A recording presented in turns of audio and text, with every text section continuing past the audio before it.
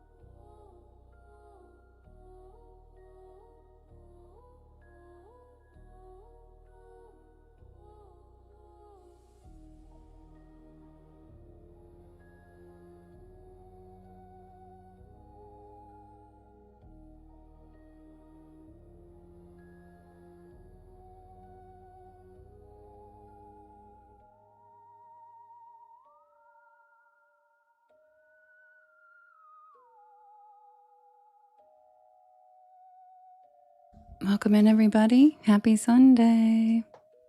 Feel free to write your story requests in all capital letters in the chat, and I will write them down so we can vote on them. I hope everybody had a good weekend.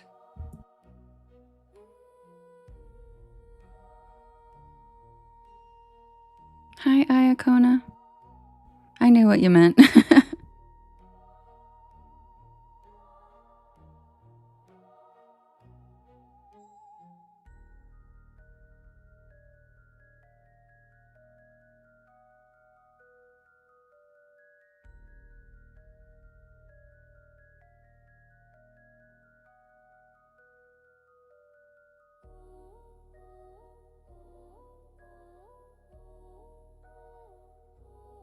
Hi, Chet.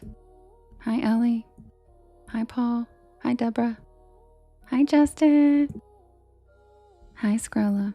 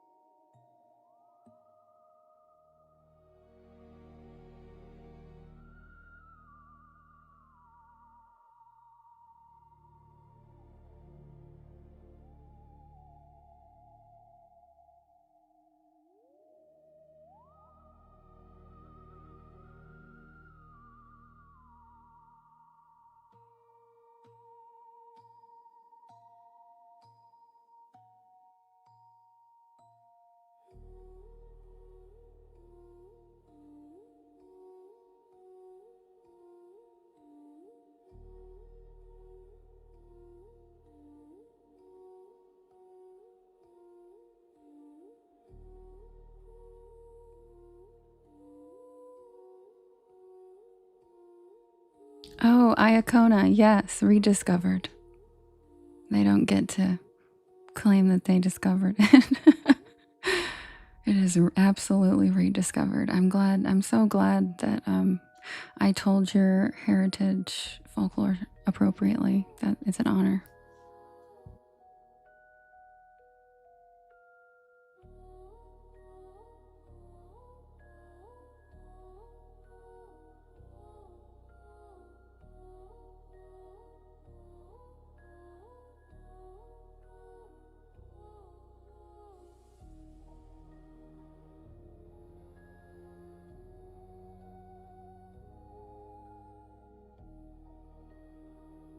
Thank you, Jess. I love that. It's so cute. Thanks, Shells.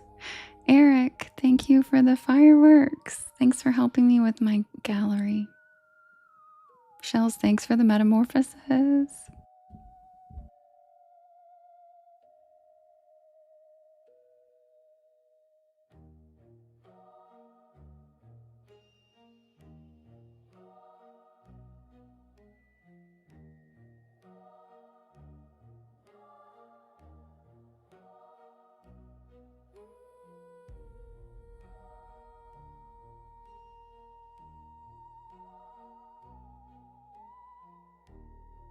Thank you, Deborah. I love that new gift. It's so cute.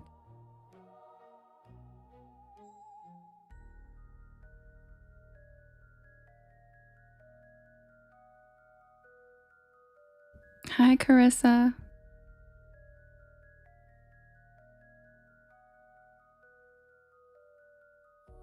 Hi, Tyrese. Welcome back. Long time no see.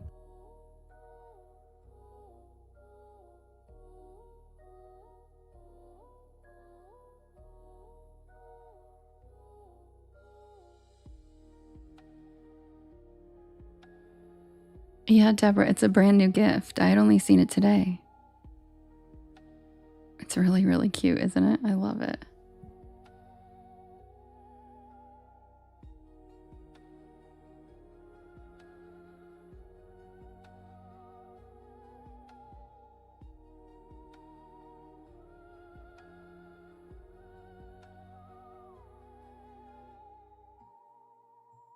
Hi, Santahua.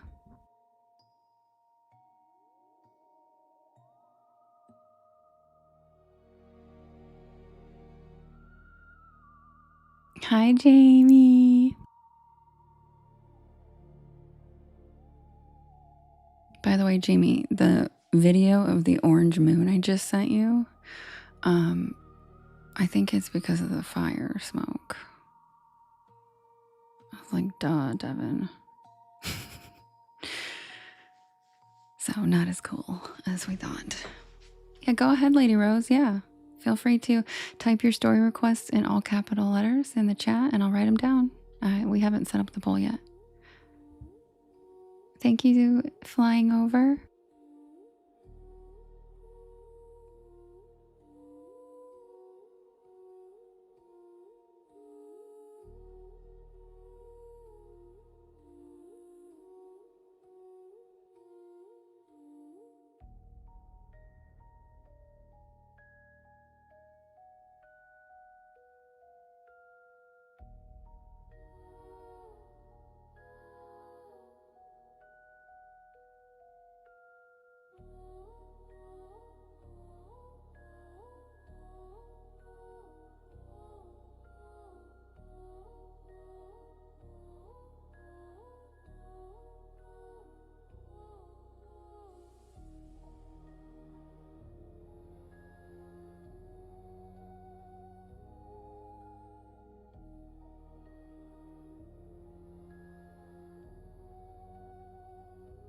Thank you, Applauser. Welcome in. Or Apple user, welcome in. All right, welcome in, everybody. My name's Devin, and this is Porch Lore. And I tell spooky bedtime stories to help you relax your nervous system and fall asleep. Hi, Kim. Hi, Lonnie. And I'm here every night. Hi, Tyrese. Welcome back. And I'm here every single night at 10 p.m. Eastern Standard Time until about 1 in the morning. Hi, Yaya. I do write and record all of these stories myself, so if you'd like to hear them when I'm not live, you can listen to them on my YT channel, as well as all of the podcast streaming sites. Just look for Porch Lore, and you'll find me. I also have all the links in my bio. Hi, Khaleesi. Hi, Catherine. Oh, 50 minutes, chat. What? Thank you, Flying. I want to. That's my goal eventually. I just have to learn how to get into that business. No, the new battery I'm getting the new battery tomorrow. No, we haven't voted yet. I was just writing down everybody's requests and I'm going to set up the first poll. Also, if you guys could do me a big favor while I'm setting up the first poll, if you could hit that share arrow in the bottom right hand corner, there's a little yellow circle with 2 arrows chasing each other that says repost. And that puts my live into your friends' FYPs. And it helps us grow our beautiful porch and bring in cool people.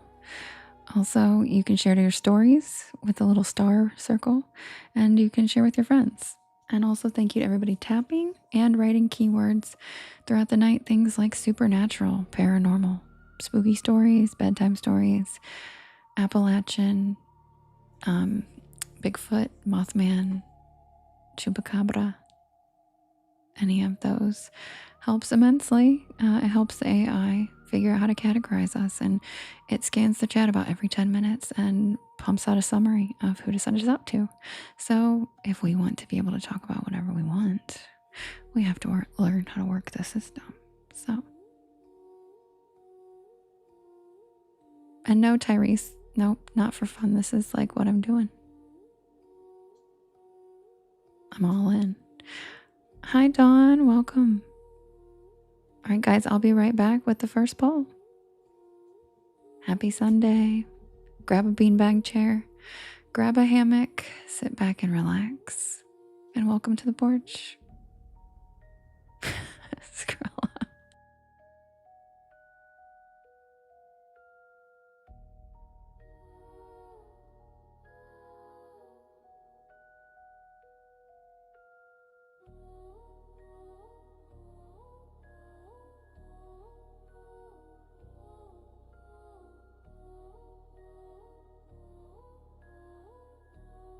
Thank you, Sentahua. That's really helpful.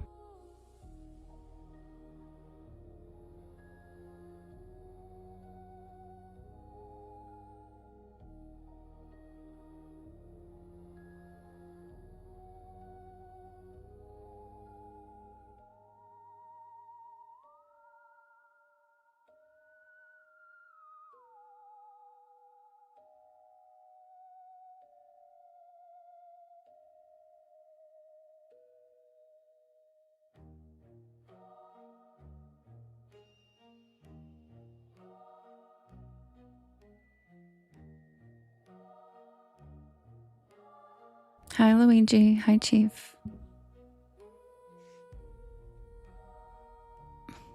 Hi, Carrie. Hi, Beth. Hi, Gabriel.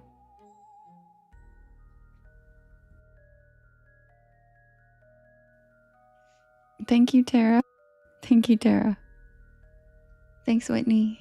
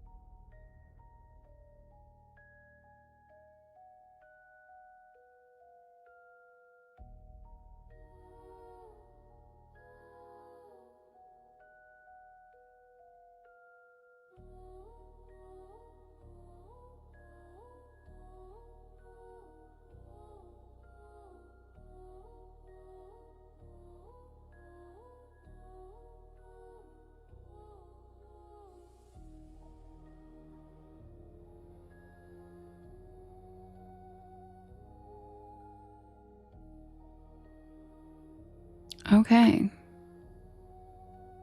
The first poll is ready. And just a reminder, it is Spooky Story Title Sunday, or Silly Story Title Sunday. So, these are not the normal titles. This is just the silly titles. We have I Know What You Did Last Winter. We have Hootin' and Hollerin'. We have Terror in a Tent. We have The Mitten Mutt. And we have PD TV. These are so stupid. I tried my best, y'all. Okay. You can vote in the top left-hand corner. There is a blue box. And you can vote up to 50 times, and you can vote for more than one story. We have I Know What You Did Last Winter. Hootin' and Hollerin'. Terror in a Tent. The Mitten Mutt. And PD TV.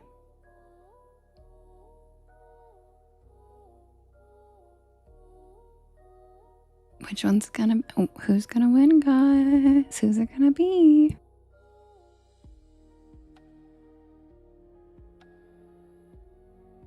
Aqua, nobody voted for that one.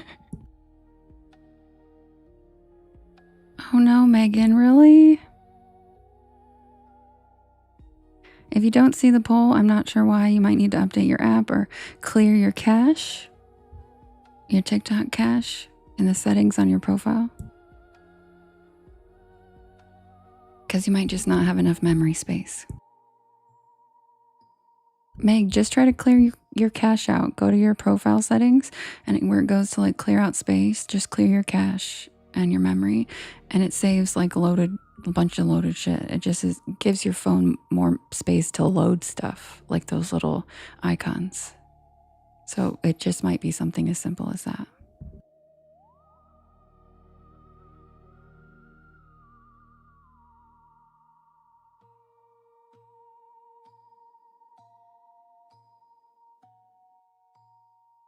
Yeah.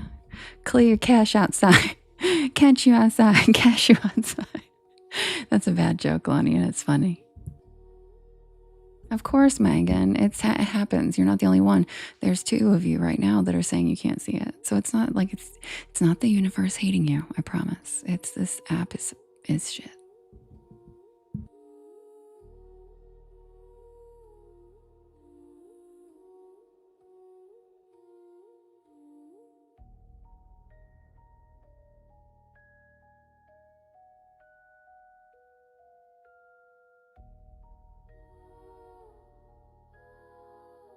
That's weird, Scrolla. See, Scrolla can't see it either. I guess the app's having issues. Sorry, guys.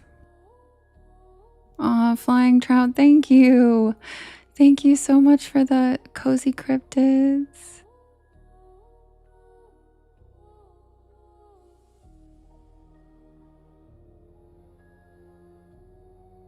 The winner is I Know What You Did Last Winter.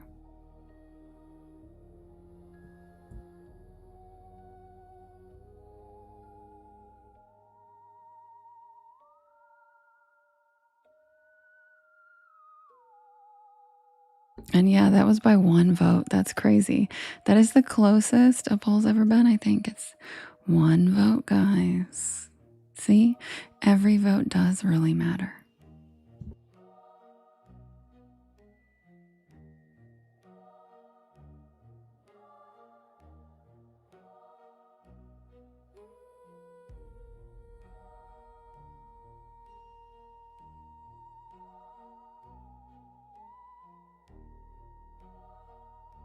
Yes, it was 202 for I Know What You Did last winter. And it was 201 for Terror in a Tent.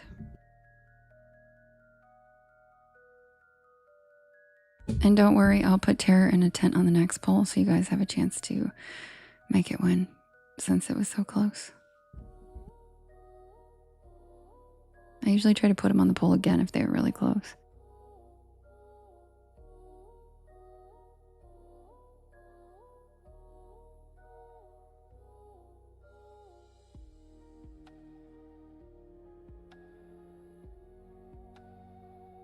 I know, they were neck and neck, weren't they?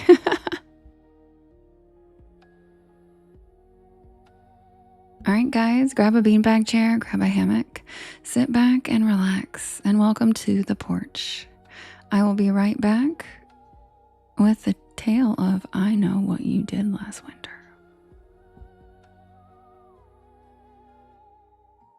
Yeah, you missed it, Skrilla. It wasn't on the poll this time, don't worry.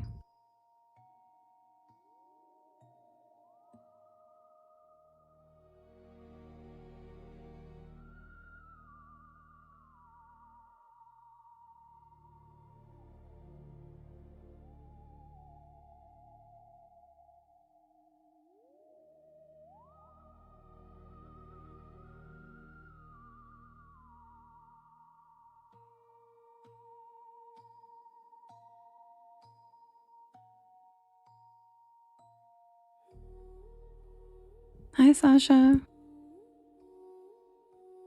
Yeah, Megan, the button's gone right now. It only lasts 2 minutes, so next time it's up there, I'll tell you.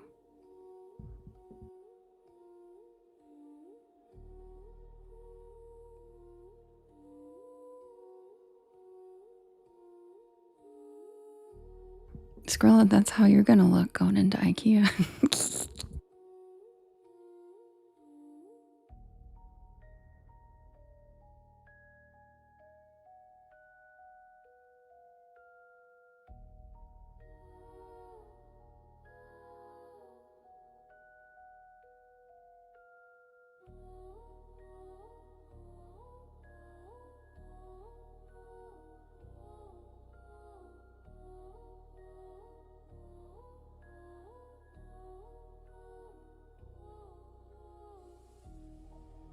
Do you guys already know what story this is, or no? I bet some of the OG Porch Pals know.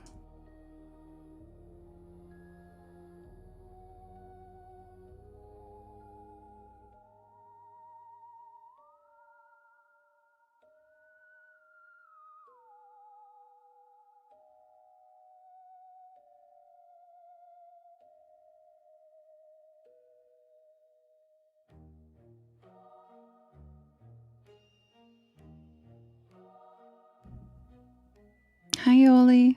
Hi, Songbird. Thank you, Songbird.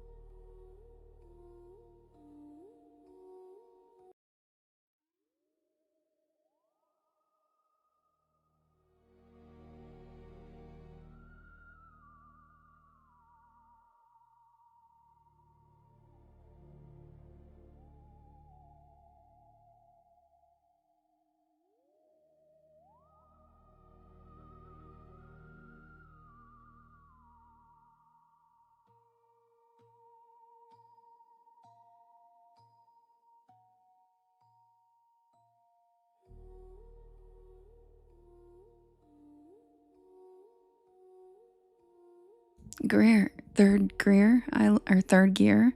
I live in Ohio too, and I've been there. The Ridges is a very heavy place.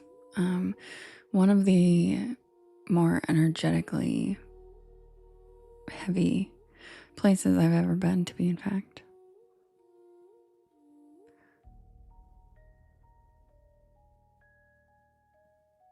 Oh, thank you so much for helping me achieve my goal on YT, you guys. Thank you. That was so fast. Thanks, Gabriel. Thanks, so very ordinary. I appreciate it. Guys on TT, there's only 14 people over here on YT, and we already fulfilled my goal. I'm just saying. You lived in Athens your whole life? Athens is such a cool city. I love it there. And I used to live in North Carolina, but I was emancipated, so my parents lived in Ohio, and I would drive through Athens like all the time to go see my parents, and I just love it there. Tater Tot, thank you so much.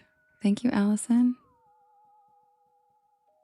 Because I was like a young girl on the road alone, and I would always stop there for gas and stuff. It just happened to be like within distance to when I like needed to get gas, and the people there were always so nice to me.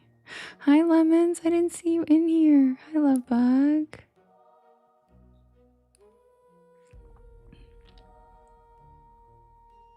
Hi, Steph. My weekend was okay.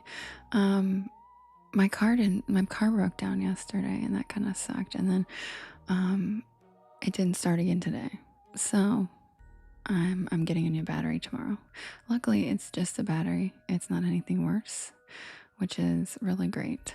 And Ange saved my day because she's amazing, and she was still there with me, and she helped me, and I had jumper cables, and so she helped me jump my car.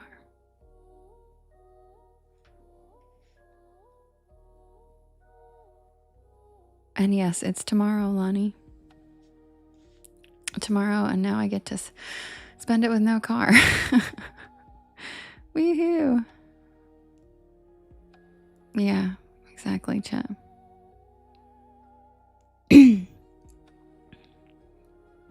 All right, you guys. Give me a minute for... Oh, thank you, Eric, for the DJ glasses. Thanks for helping me with my gallery. Give me a quick swig, and I'll be right back with... The actual name of this is The Tale of the Man in the Red Coat. But I named it I Know What You Did Last Winter because I styled him after the creepy guy, and I know what you did last summer. Because I just imagined that's what he looked like.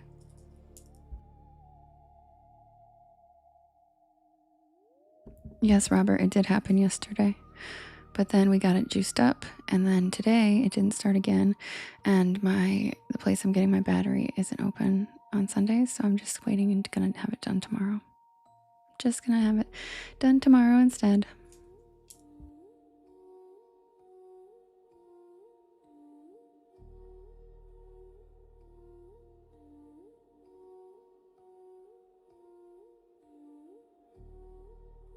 Oh, thank you, Gabriel. I appreciate that. You're from Eastern North Carolina. I love Eastern North Carolina. I have a lot of really good memories there.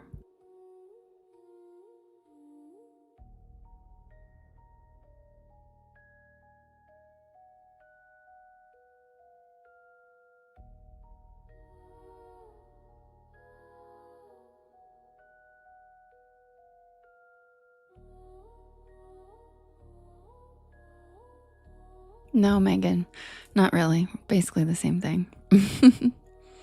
There's a little bit of a running joke between the two, but it's more North Carolina making fun of South Carolina, if I'm being honest. It doesn't really go the other way around much. Thank you, Iacona, for the metamorphosis and the populars, and Jamie, thanks for the galaxy. I love that little rocket. It's so cute. Right, Amanda? You get it. Yep. I was trying to say it diplomatically, but I'm like, well... well... Oh, you're a pirate. Oh my God. That's where I was thinking of where I've had half my fond memories. ECU. God, I miss that restaurant that I don't even know when you lived there, but I miss that restaurant that was all baked potatoes. Do you remember that place? It was all baked potatoes, like the most amazing different kinds of baked potatoes you could get with like short rib on them and like everything. And we used to go there hungover, and my God, it was the best place to eat. No, Robert, you weren't having deja vu. They asked me how my weekend went, and I was giving them an update because I said it was good except for the tire thing. Or I mean, except for the battery thing. Yeah, I don't even remember what the place was called, but it was just really good. Greenville, North Carolina is a really awesome place.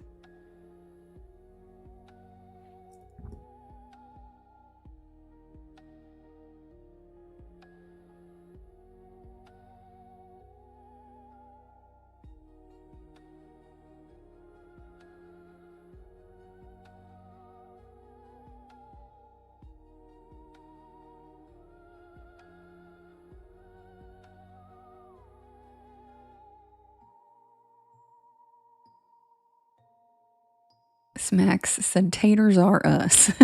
That'd be a great name for it.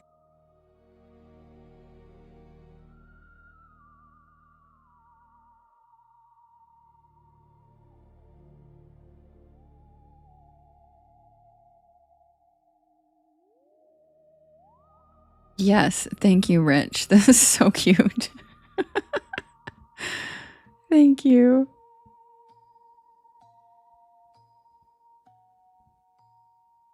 He's so cute. Hi, Chedsy. Yeah, he's so funny. I love all the animal ones, but he's like do do do do do do do. Wait, Leslie, what's $1,000 more? God, I miss McAllister's. We don't have that here. I miss it so much. I love that place.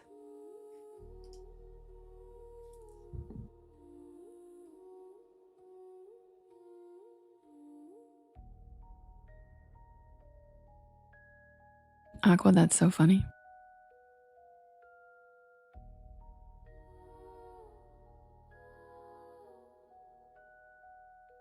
You don't either, Rich? Yeah. No, we don't have any near me. And their food's so good.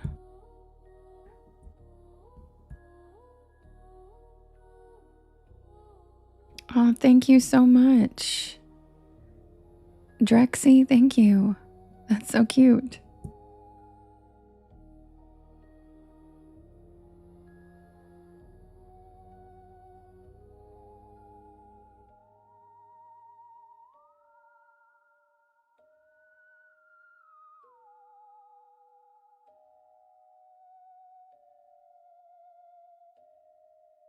Yes, Songbird's awesome.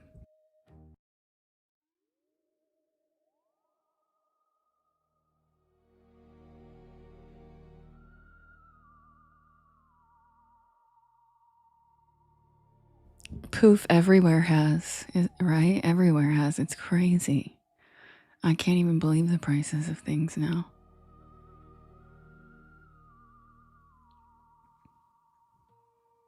Submitted for the approval of the Porch Pal Society. This is the tale of the man in the red coat.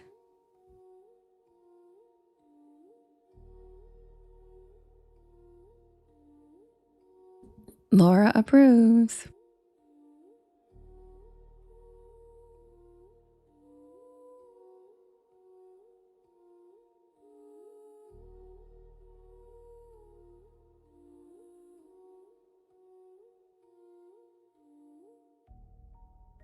It was December, and I was staying at my aunt's old farmhouse in the middle of nowhere. You know the kind of place. Creaky wooden floors, drafty windows, and a silence so thick it feels like it's pressing down on you.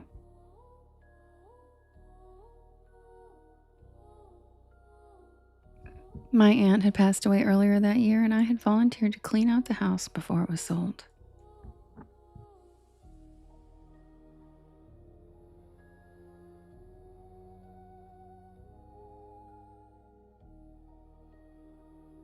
I thought it would be peaceful, a chance to get away from the city and clear my head. But I was wrong. The first few days were fine. The house was cold, but the fireplace worked, and I spent my days sorting through old photo albums and boxes of knickknacks.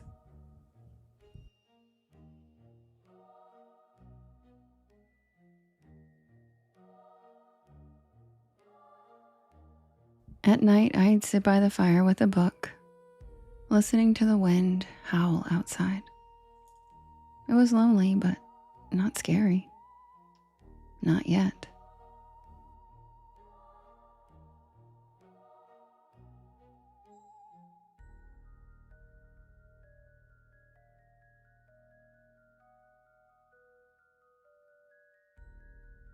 I was in the kitchen making tea when I heard it. A knock at the front door. 3 sharp raps, like someone was impatient. My heart skipped a beat. The house was miles from the nearest town, and it was past 10 p.m. Who the hell would be out there? I crept to the door, and I peered through the people.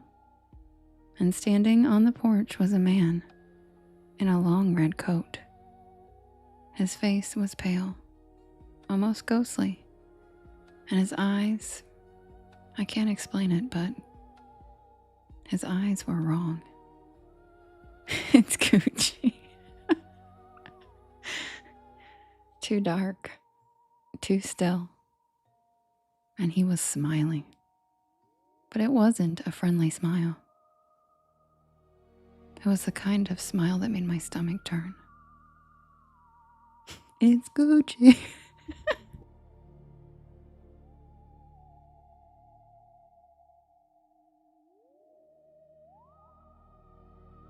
I didn't open the door. I stood there, frozen, until he knocked again. This time, it was louder and more insistent. I shouted for him to go away, my voice trembling, and the knocking stopped. And for a moment, there was silence. And then I heard his voice, low. He said that he just needed a little help, and that he was cold, and he asked if I would let him in.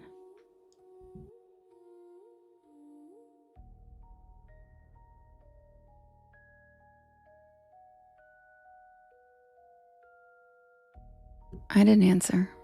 I backed away from the door, my heart pounding. I grabbed my phone to call the police, but there was no signal, of course. And the landline was no longer working. It had been cut off months ago. I spent the rest of the night sitting in the living room, clutching a fireplace poker, staring at the door. He didn't knock again, but I could feel him out there, waiting.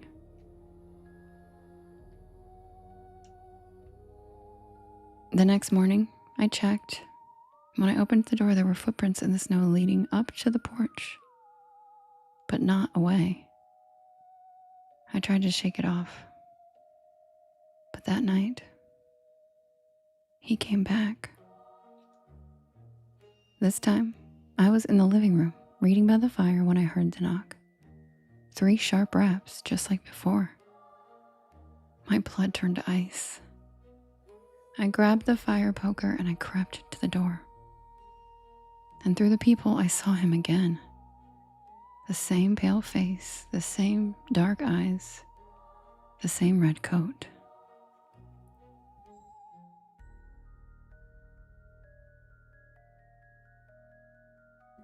He said that he was cold and that he just needed a little help. His voice was soft and pleading, but there was something underneath it, something that made my skin crawl. I shouted at him to leave, to go away, but he didn't move.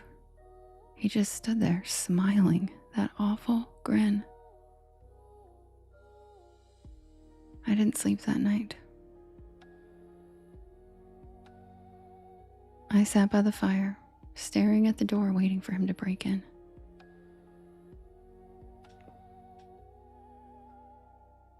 But he didn't. He just stood there all night, knocking every hour on the hour like clockwork. By the third night, I was starting to lose it. I hadn't slept in days, and the constant knocking was driving me nuts. I thought about leaving, but my car wouldn't start. The battery was dead. Great. I must have left on an interior light when I was unloading all the empty moving boxes. And the snow was too deep now to walk through. I was trapped. That night, he didn't knock.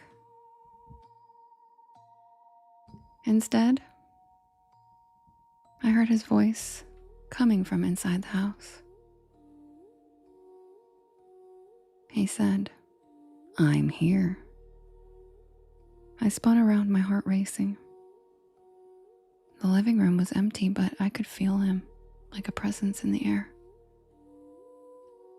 I grabbed the fire poker and I searched the house, room by room, but there was no one there. When I got back to the living room, I saw something that made my blood run cold. Thank you, flying over. I love those lights. On the mantle, where I had left a photo of my aunt, there was now a single red rose. I don't know how he got in. I don't know how he left the rose. But I knew I couldn't stay in there any longer. So I bundled up in my coat and boots and I ran out the back door into the snow.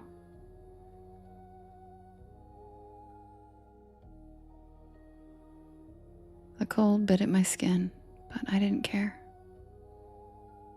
I had to get away.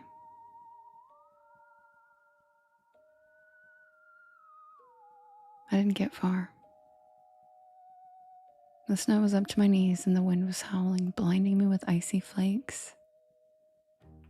I stumbled and fell, my hands sinking into the freezing snow.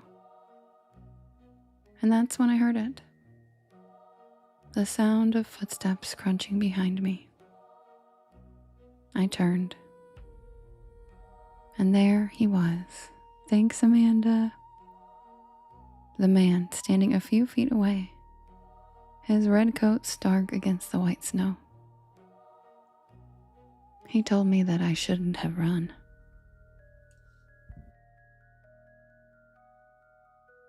I scrambled to my feet and I ran again, but he was faster. He grabbed my arm. His grip was like iron. He pulled me close. His face was inches from mine, his dark eyes boring into me. He said he just needed a little help. I don't know how I got away. Maybe it was the adrenaline, or maybe he let me go. All I know is that I broke free and I ran, stumbling through the snow until I reached the road. A passing truck driver found me and took me to the nearest town.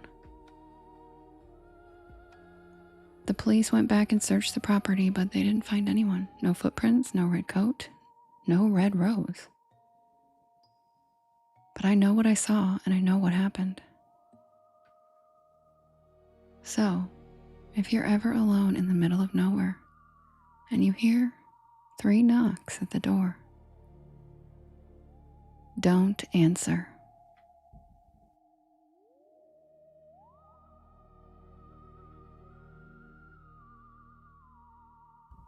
And that's the tale of the man in the red coat.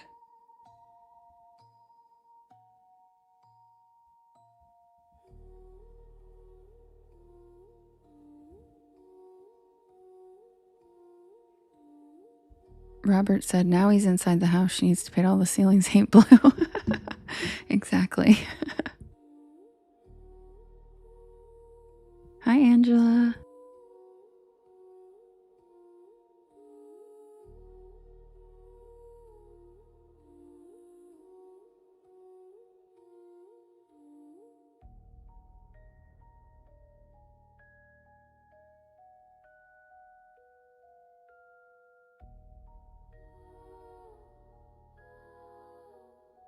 Good point, Megan.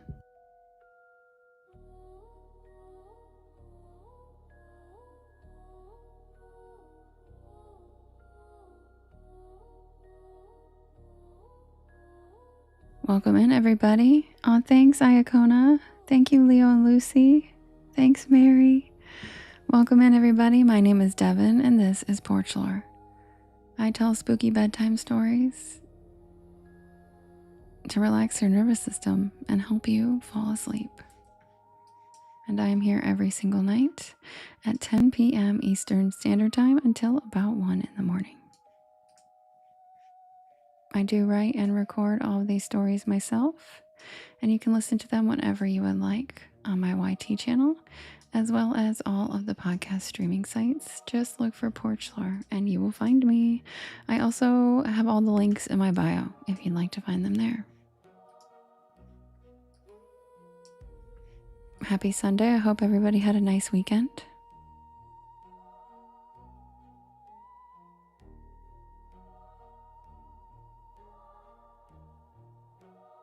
And I'm going to set up the next poll for us to vote for the next story. And while I do that, if you guys could do me a big favor, if you could, oh, thanks, Angela. If you guys could hit that share arrow in the bottom right-hand corner, there's a little yellow circle and it has 2 arrows chasing each other that says repost. And that puts my live into your friends' FYPs and it helps us grow our beautiful porch. Also, sharing to your friends and sharing to your stories helps too. Oh, good, DJ. It really did gloss that. Oh, I'm sorry, James. Oh, that's nice, Deborah. I'm glad to hear that. Megan, you're so cute. I do that too, actually. You just taught me something. Because I do the same thing. Oops. Hi, Squidward. How are you? You're on the porch. Welcome in. My name's Devin. Hi, Fletcher. Oh, hi. Hi to your cockatoo duster. Hi.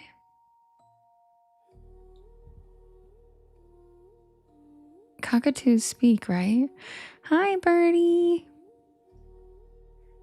Yeah, we just, exactly, Megan. Just straight to the face. Okay, bye, Squidward. Thanks for popping in. Have a good night. He's looking around. Aw. Hi. What's his name? His name's Duster. Hi, Duster. I love birds. Hi, Duster. You're so cute. Cockatoos are really cute too. I know. Burb. Hi, Duster. I love how he's riding back with you in the car. So cute. So cute. Oh, I'm sorry you're sick, Sandy. I hope you feel better soon. I made Glitch fall asleep. Good. All right, you guys, I'll be right back with the next poll for us to vote for the next story. Grab a beanbag chair, grab a hammock, sit back and relax, and welcome to the porch. Happy Sunday. And as I always say, there is always room for one more on the porch.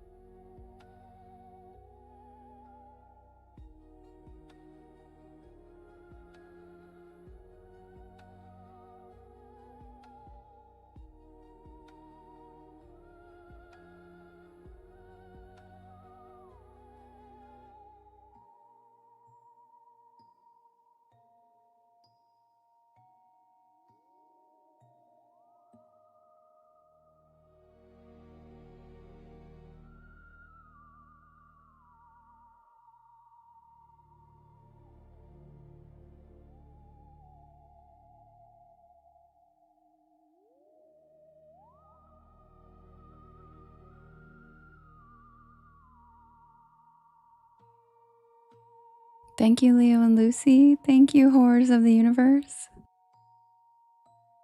Thank you, Deborah. Thanks, Nurse Caitlin. Thanks, Amanda. Oh, hi, Michelle. I'm just setting up the next poll for us to vote for the next story.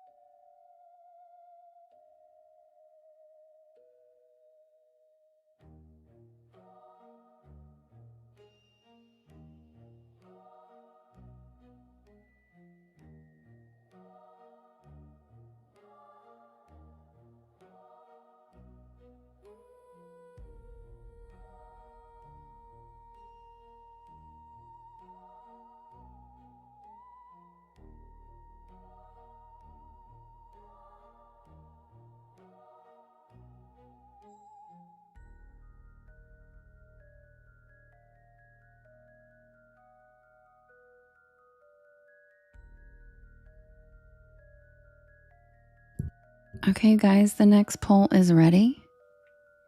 And if you're just getting here, welcome in. My name is Devin, and this is Porch Lore. And I tell spooky bedtime stories to help you relax your nervous system and fall asleep. And I'm here every single night at 10 p.m. Eastern Standard Time until about 1 in the morning. And I do write and record all these stories myself.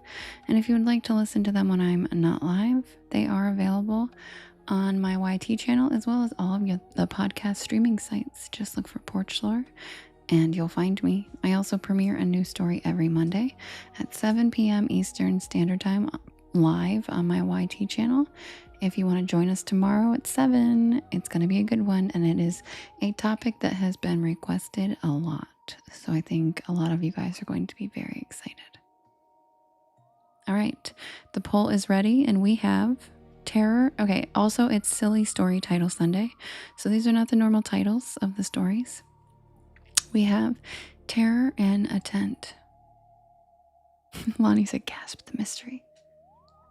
Oh, thank you, Amanda. Thank you, Simone. We have terror in a tent. We have this is bullshit.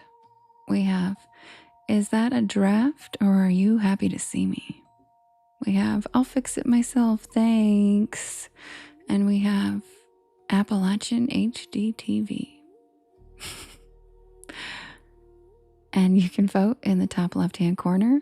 There is a blue box, and it is covered up sometimes by that Hot Pink Universe banner. But if you swipe up on the banner, it should disappear for you. And then you can vote. Who's it gonna be, guys?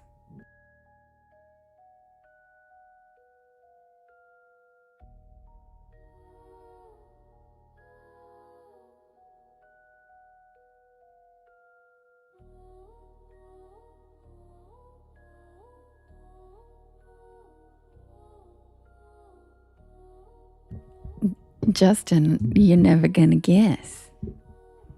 You don't need to know. Skrilla, do you see that? I don't know what he's talking about.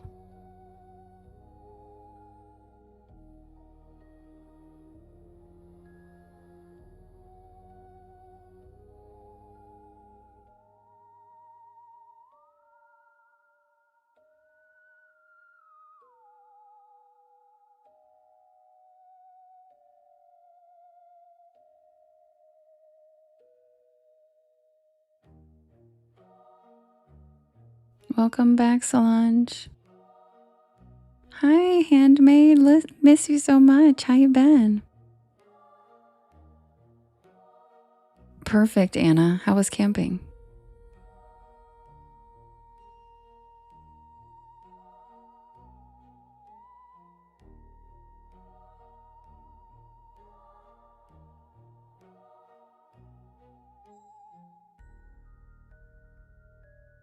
Yeah, I bet it was hot. Which state did you camp in? Aw, I'm sorry, Green Bay handmaid. Yes, I agree.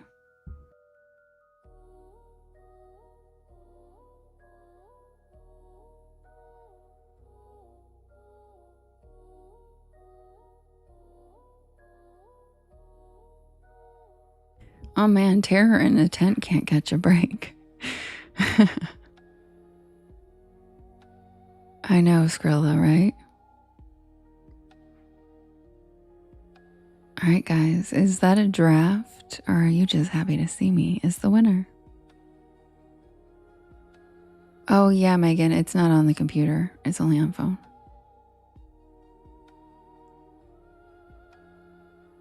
Yeah, same here, Carissa. It was just humid, yep. Yeah, somebody sniped it for sure. All right, I'll be right back with, is that a draft or are you just happy to see me? I know, right, Carissa? You couldn't see the list, Skrilla? I don't know. I don't know what to tell you. That's really weird.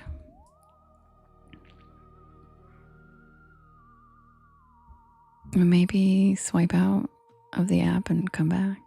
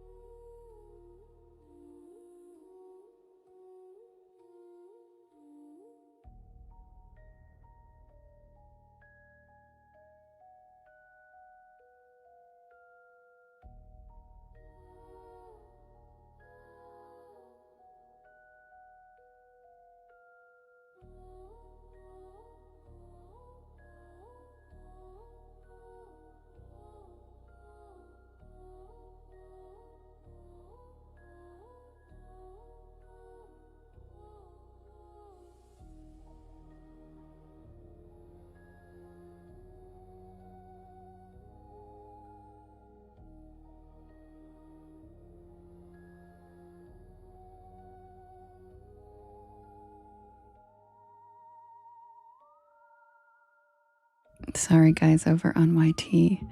Ignore the background change that's about to happen. I clicked on the wrong D file. I clicked on diner instead of gin. So I'm sorry. Ignore the diner. It just takes a few minutes to like reload. So the gin will be up in a minute. Sorry, you guys.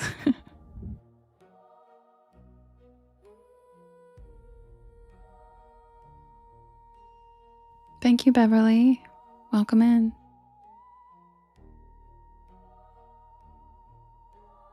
Oh, I love that, Rich. That's what kind of cheese? Hi, Gobbler.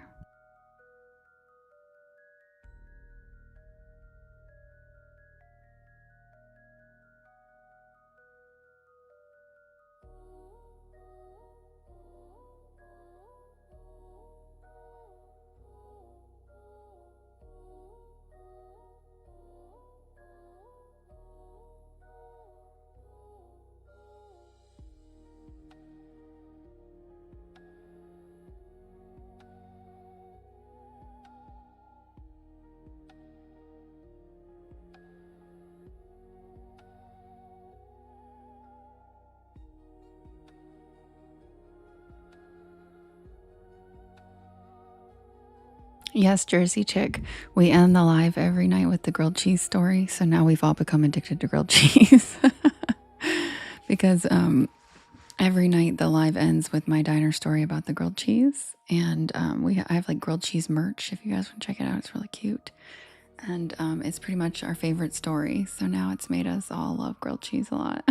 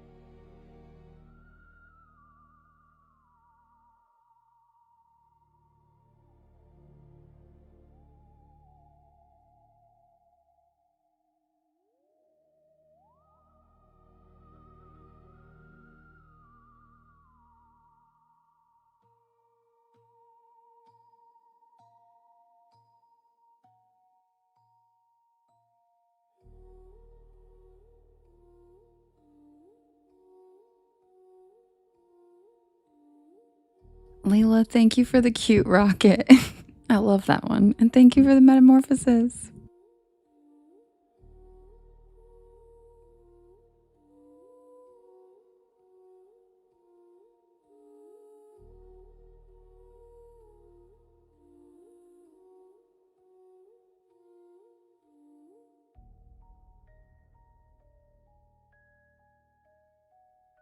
Oh, Beverly, you make a soup that you'll only eat with grilled cheese? That sounds amazing.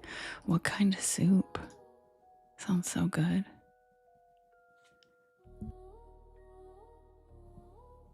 Green Bay made, that's literally like in the winter, that's normal for me. So not terrible. Chili is such a good comfort food. Leila, thanks for all the metamorphosis. Look at that cutie. Thanks, DJ. Look at that cutie, you guys. He's like, oh my gosh. Look at the poof, the green poof I love. He's like, whoa. I'm a butterfly now. I know, I'm intrigued by the soup too. I love soup. We gotta know, Beverly, what's the soup? Justin, will you tag it if she tells us? Or I mean, pin it.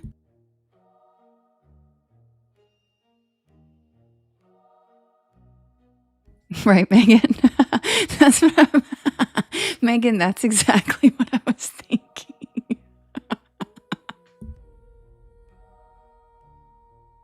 Ooh, that sounds good, Beverly.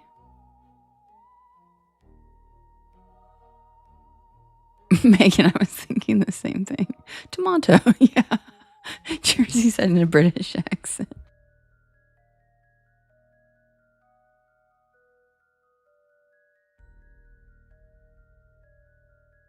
No, Brittany, this just goes with this story.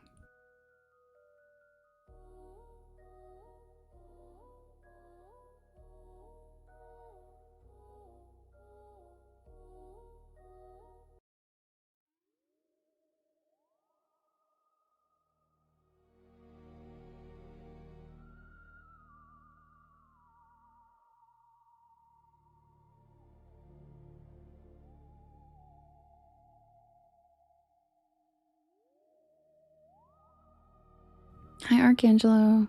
Hi, Maureen. Thanks, Brittany.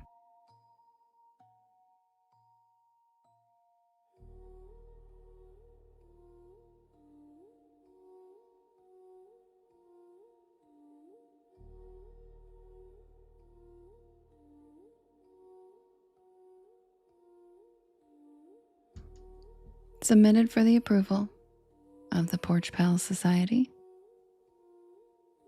This is the tale of the wind that knew my name. Also known as, is that a draft or you just happen to see me?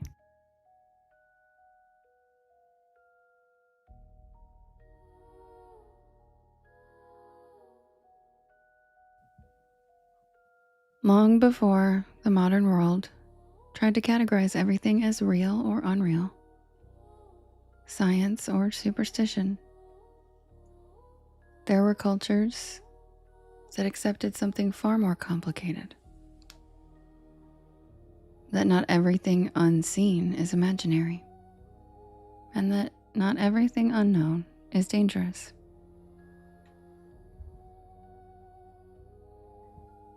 In Islamic tradition, there exists a class of beings known as the jinn. They are not ghosts. They are not demons, in the simplified sense. And they are not myths in the way most people think of myths. In Islamic theology, the jinn are considered a separate creation entirely. Humans, according to tradition, were created from clay, angels from light, but the jinn were created from what is described as smokeless fire. An idea that has fascinated scholars for centuries because it suggests something that exists, but does not behave like matter in the way we understand it. They are said to live in a world that exists alongside ours, not beneath it, not above it, but overlapping. They really are, Skrilla.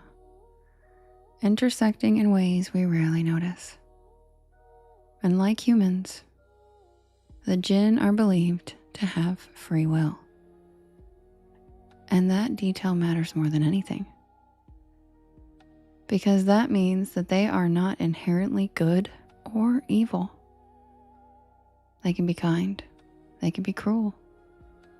They can be curious. They can be indifferent, mischievous, protective, or something that doesn't fit neatly into a human category at all. Many Islamic traditions describe them as beings that inhabit empty or overlooked spaces like deserts, ruins, crossroads, and thresholds. Spaces between things, liminal spaces. They are often associated with sudden movements of air, unexplained sounds, objects shifting when no one is there. And most notably, moments where reality seems to misalign just slightly.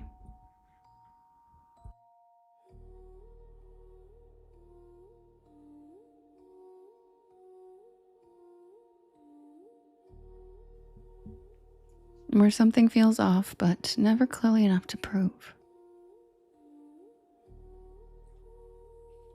What makes the idea of the jinn even more interesting is how closely it mirrors other folklore traditions from around the world.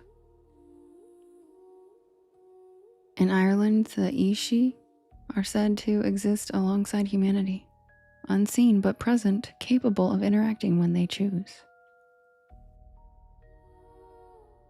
In Japan, the yokai are known for their unpredictable behavior, sometimes helpful, sometimes mischievous, and oftentimes misunderstood. In parts of Africa and the Caribbean, spirits tied to nature and earth are believed to interact with humans in similarly complex ways. And even in European folklore, trickster entities appear again and again, not purely malicious, but not purely benevolent, deeply curious about the human world. the pattern repeats across cultures that never directly influence each other. Different names, different descriptions, but the same underlying idea.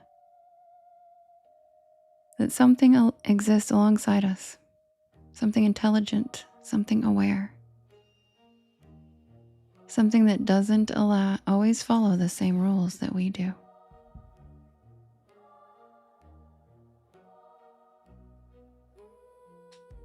I had read about the Jinn long before the night I encountered something that I still struggle to explain.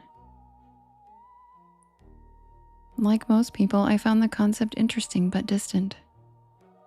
Something tied to a specific cultural framework, something I respected but didn't expect to experience myself. But that changed the night I stayed in a desert town. The town sat at the edge of a wide stretch of open desert, the kind of place where buildings seem temporary compared to the landscape. Thank you, Nate. Low structures, flat roofs, sand pressing against everything. Even during the day, the air carried a constant low wind that moved through the streets like a slow breath.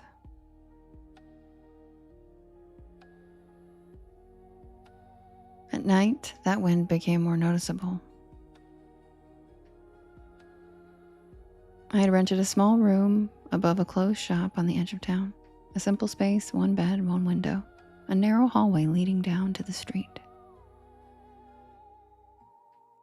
The first thing I noticed that night wasn't anything dramatic. Just the way the air moved inside the room when the window was closed. The door was shut, but the curtain near the window kept shifting slightly, as if a breeze passed through the space. At first I ignored it. Old buildings do that, air find ways in. But the movement wasn't random, it came in patterns. Like breathing. I sat on the edge of the bed and I watched it, trying to convince myself it was something normal. But then the air changed direction. Now the fabric was pulling slightly into the room, toward where I was sitting. And that was the first moment that something didn't feel right. And not in a frightening way, just something I've never experienced before.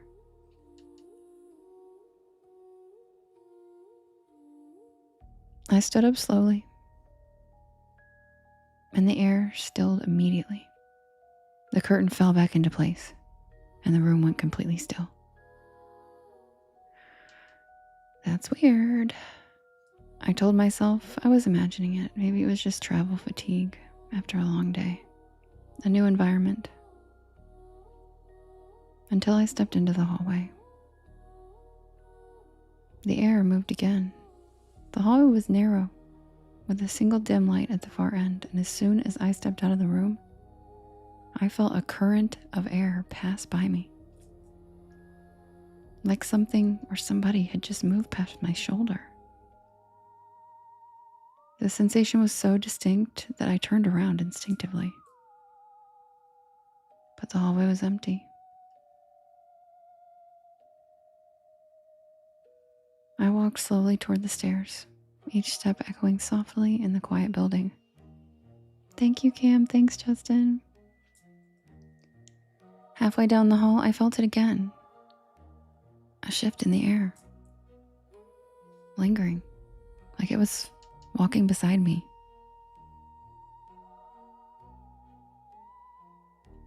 I didn't run. There wasn't any sudden fear. It was just a growing awareness that I wasn't alone. That something was sharing the space with me, something that I couldn't see. It was a very surreal feeling. I reached the bottom of the stairs and I stepped out into the street, and the night air was still.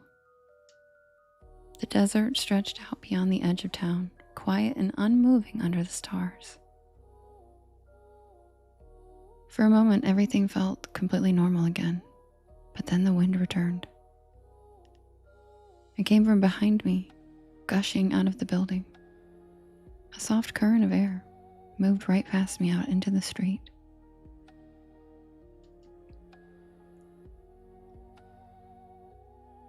I turned slowly and the doorway behind me stood open, dark and empty. But the air around me felt charged in a way that's hard to describe.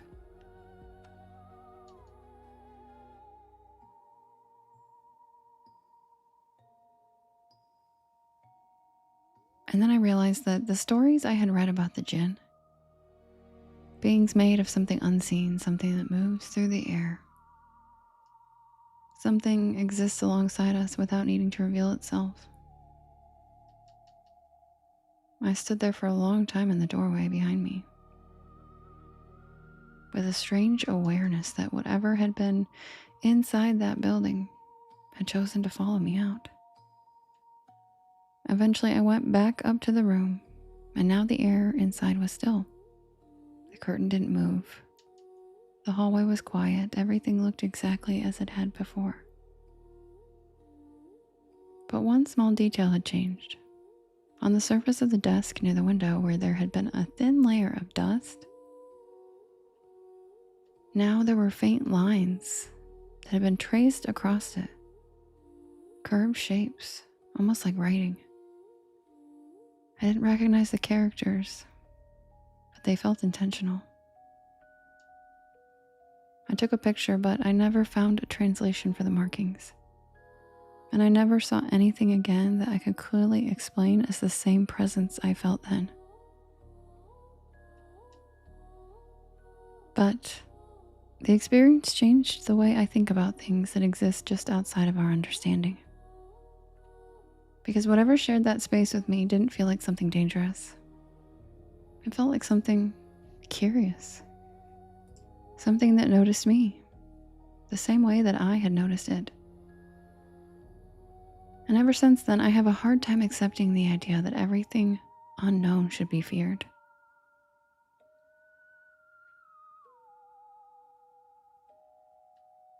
Because sometimes you realize that you're not the only one observing a situation. Sometimes you are the one being observed.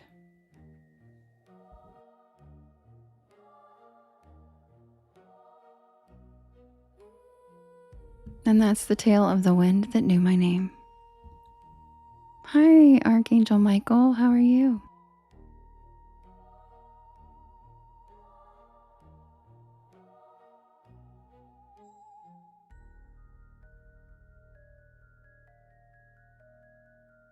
Thank you, Fairy Witch. Thank you, Eric. I'm glad to hear that, Michael. That's great. Welcome in, everybody. My name is Devin, and this is Porch Lore, and I tell spooky bedtime stories to help you relax your nervous system and fall asleep. And I am here every single night at 10 p.m. Eastern Standard Time until about 1 in the morning. I do write and record all these stories myself, and you can listen to them anytime you would like on my YT channel, as well as all of the podcast streaming sites. Thank you, Michael. Comes with the siren territory, you know? If you look for Porch Lore, you will find me. I also have all of the links in my bio.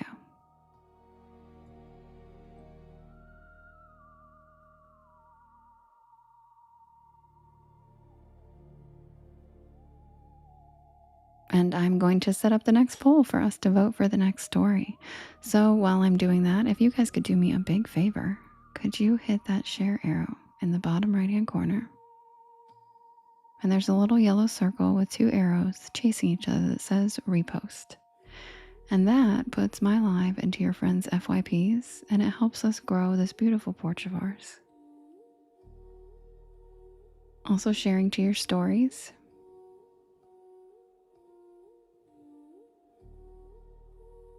Oh, that's okay, Michael. I'm so glad you're here tonight. And I understand. There's lots to be done.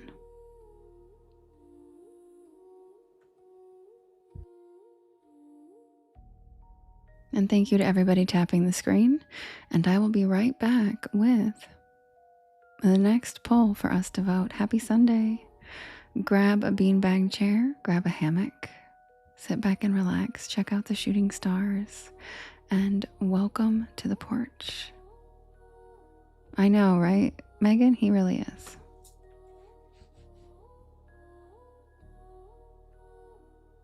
I love that, Michael. Good. Welcome in, Matt. Hope you had a good weekend. Hi, Leela. Hi, Gammy. All right, guys, I'll be right back with the next poll. Happy Sunday.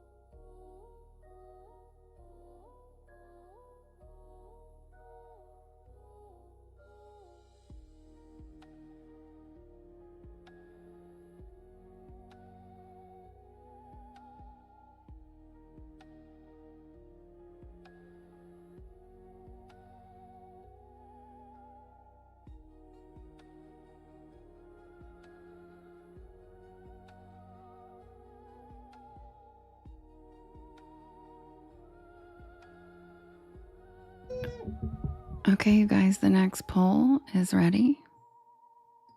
We have terror in the tent. This is bullshit. You gonna get it now. Just let it happen. And whoop whoop, pull over. And that is Silly Story Title Sunday, just in case you just got here. Those are not the normal titles. We have Terror in a Tent. This is bullshit. You gonna get it now. Just let it happen. And whoop whoop, pull over. And you can vote in the top left-hand corner. There's a blue box. And you can vote up to 50 times. And you can vote for more than one story. And no, Rich, it wasn't Merlin. It was my squeaky microphone stand. My shitty microphone stand.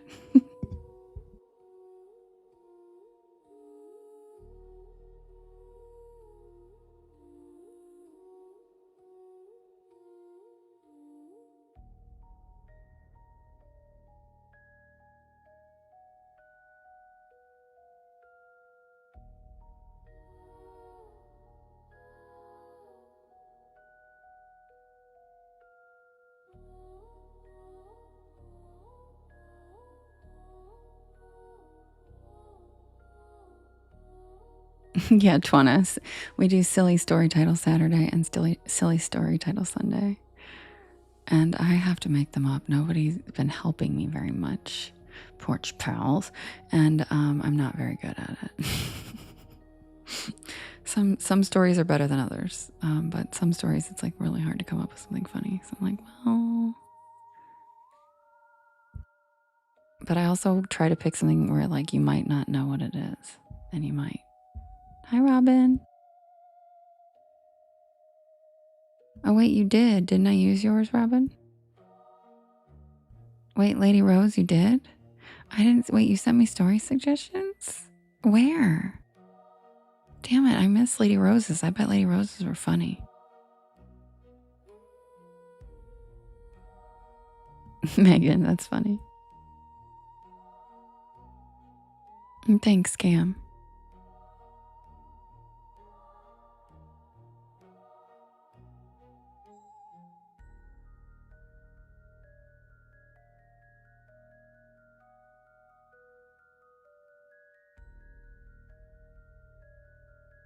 And the winner is Terror in a Tent. That's a good one, Rich. That's a good one.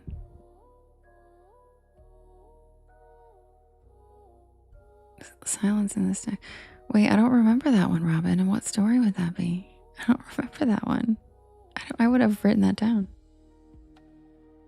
I guess you'll have to wait and find out, Justin. You guys did it, Nate. You finally did it. I kept putting it on for you guys because it seemed like you guys really wanted to see it. Eric. That's one of my favorite gifts. Thank you so much. Thanks for helping me with my gallery. That is one of my favorite gifts. And I think my gallery just reset. So I think you just really helped me out for the week. Thank you. That's so kind. Oh, the library. That makes sense. Good one, Robin. Good one. I didn't know. Oh, good one. Hold on.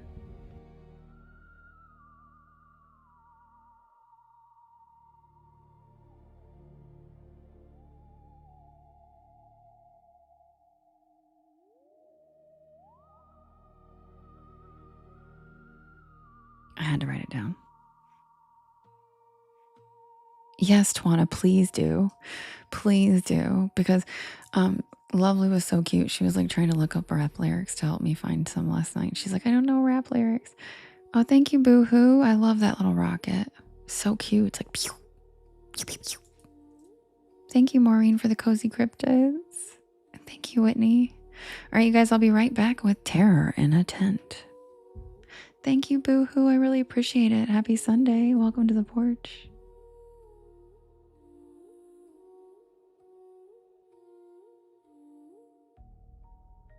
Also, just a reminder, the new story comes out tomorrow live on my YT channel, premiere at 7 p.m. And it's a good one. It's a topic that has been requested by a lot of you guys for a long time. And I think you guys are all going to really like it. Pretty excited about it.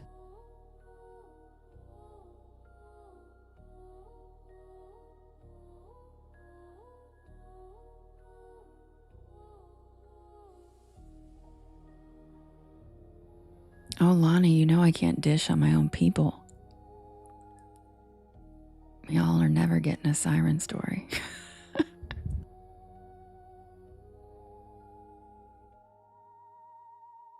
Ooh, how pretty, Jackson. I can't wait to look at it. Lonnie said, had to go for it.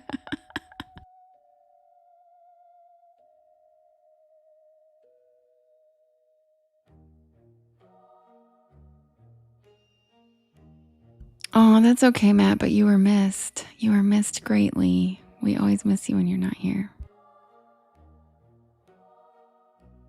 Which has been yesterday. Just yesterday, because you're always here.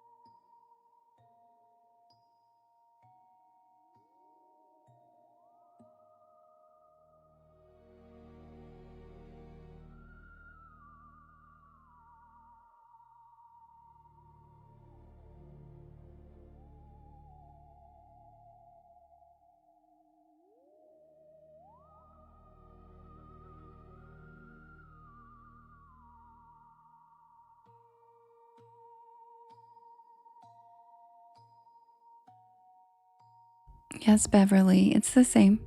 Just look for Porch Lore and you should find me.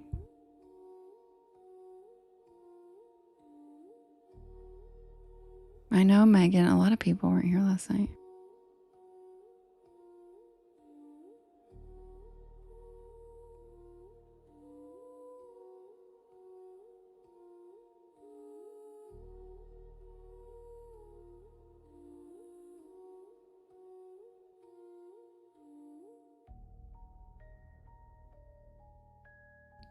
Submitted for the approval of the Porch Pal Society. This is the tale of the Pine Barrens Beast.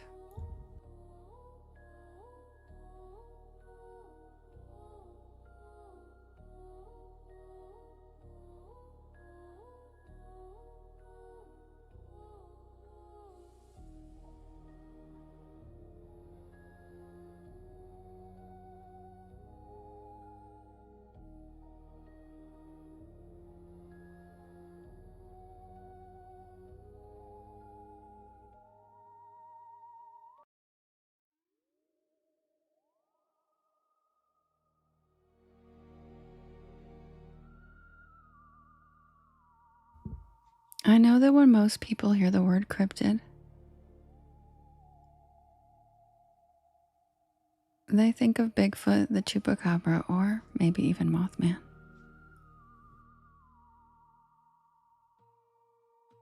Yeah, agreed. We don't need you doing it too, Skrilla. Oh, I saw it. But those things, those stories, always felt distant to me. Fun, scary campfire tales, but nothing that ever truly made my stomach drop. Not until I came face to face with something that still haunts me to this day. This is the story of how I survived an encounter with the beast of Pine Barrens. Thank you, Drew. Thank you, Kim. Thanks, Gemini. Now, if you've never heard of the Pine Barrens, it's a sprawling, desolate stretch of forest in New Jersey, covering over 1 million acres. Justin, no, don't you dare. It's the kind of place where civilization feels like an afterthought. Endless miles of twisted trees, forgotten trails, and ghost towns swallowed by nature. Yeah, I knew you were, Justin. And if you know anything about East Coast legends, you know what lurks there. The Jersey Devil. I grew up hearing stories about it. The devil bird with leathery wings, hooves, and a scream that could stop your heart. Some say it was the cursed 13th child of Mother Leeds, doomed to stalk the barrens for eternity. Others claim it's just folklore. But after what I went through, I know better.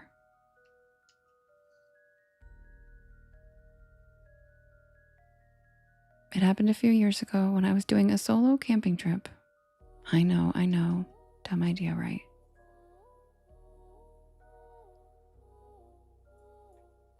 But I wanted an escape, so I packed up my Jeep, grabbed my tent, and headed deep into the barrens. I found a nice secluded spot near a creek, set up camp, and spent the first day hiking, enjoying the crisp autumn air.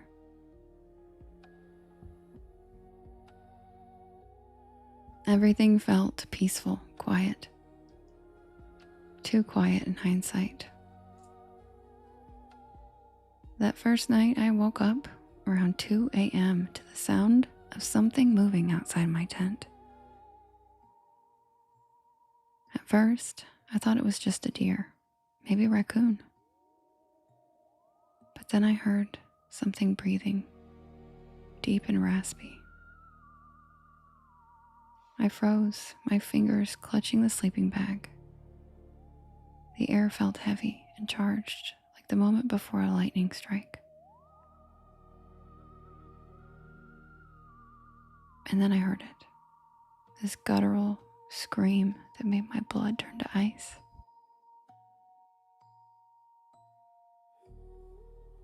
It wasn't just a noise. It was a feeling, an invasive, mind-wrapping terror that told me that I needed to run, but I couldn't move. Then footsteps circled my tent, slow and deliberate. Whatever it was, knew I was trapped. My inadequate flashlight was within reach, but I was afraid that if I turned it on, that I would see whatever was out there, and I wasn't sure if I could even handle that. And then the tent fabric shifted inward. Something pressed against it, close enough that I could make out the shape. A long, spindly limb ending in clawed fingers.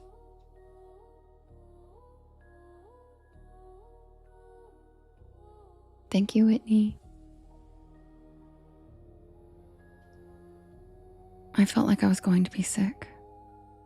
It dragged those claws down the fabric, and the sound was like nails on a coffin lid. I don't know how long I laid there paralyzed. Minutes? Hours? Eventually the thing backed away. I heard it retreat. Heavy hoof-like steps fading into the woods. I didn't sleep the rest of the night. As soon as the sun came up, I packed my gear in record time and I bolted. But the story doesn't end there. When I got back to town, I did some research. And over the centuries, countless people had described the same thing. A gaunt, winged creature with glowing eyes seen stalking the pine barrens, attacking livestock and chasing cars, and the scream? That blood-curdling, nightmare-fueled shriek. It matched every recorded description of the Jersey Devil. I still don't know why it left me alone. Maybe it was just toying with me. Maybe it wasn't worth the kill. Or maybe it just wanted me to know that it was real. That it's out there, waiting, watching. So if you ever find yourself deep in the Pine Barrens at night, do yourself a favor. Don't listen too closely to the sounds outside your tent. Because sometimes the stories are true. And sometimes the things in the dark are looking right back at you.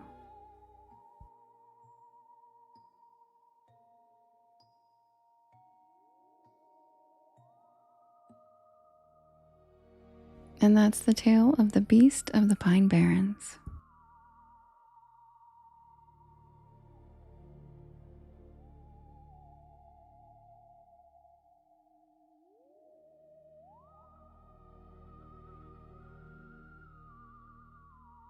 Thank you, Twana.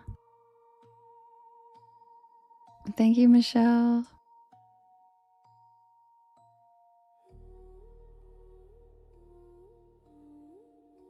Sharp, that's hilarious.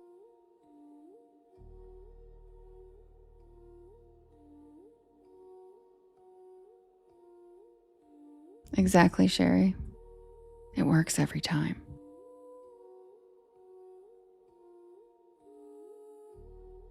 And that was the Terror in the Tent, guys.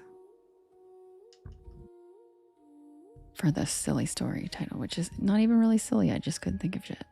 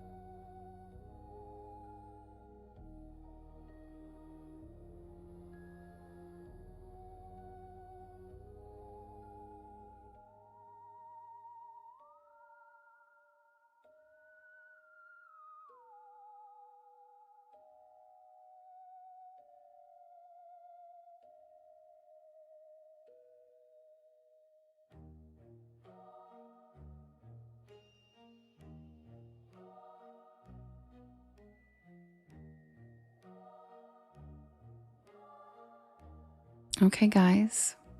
The next poll is ready. All right. We have This is Bullshit. Come get your kids. You gonna get it now. Whoop whoop, pull over. And In Your Dreams, Buddy. Who's it gonna be? We have This is Bullshit. We have Come Get Your Kids. We have You Gonna Get It Now. We have Whoop Whoop, Pull Over. And In Your Dreams, Buddy. And you can vote in the blue box in the top left-hand corner, and you can vote up to 50 times, and you can vote for more than one story. And the poll has 1 minute and 30 seconds left on it.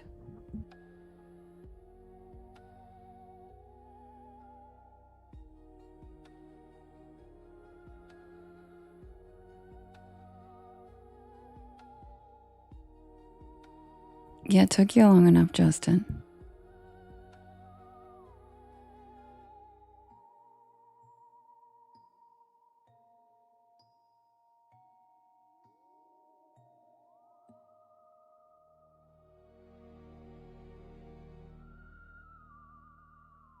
You gonna get it now.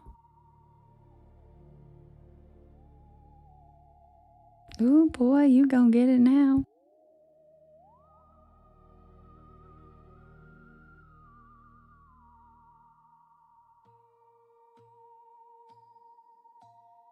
I love how Eric's the only one that voted for whoop whoop pull over.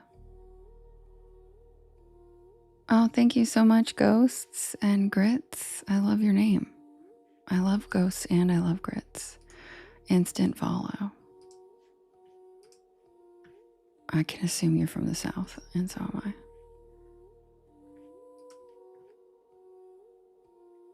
I. Scroll. Oh, your kitten heard you and laid on the phone. See, I'm telling you guys, kitties, man. Love the kitties. Tell your cat I said meow, meow.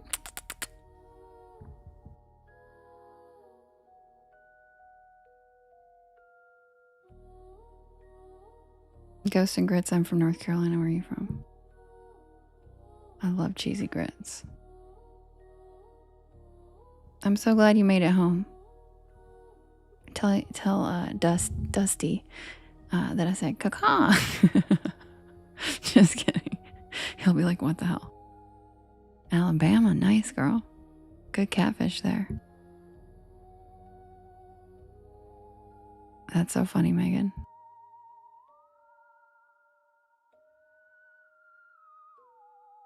And the winner is... Carrie just came running again. Aw, tell Carrie I said meow, meow.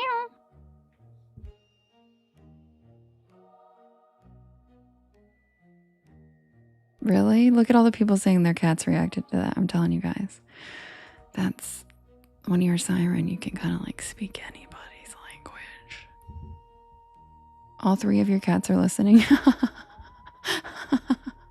I love that so much. Not yet, Fletcher, but I would love to. Airplane ears. Oh, I love the airplane ears. Your cat's looking too. Look at this. Every cat in here is. Tell all your cats I said meow.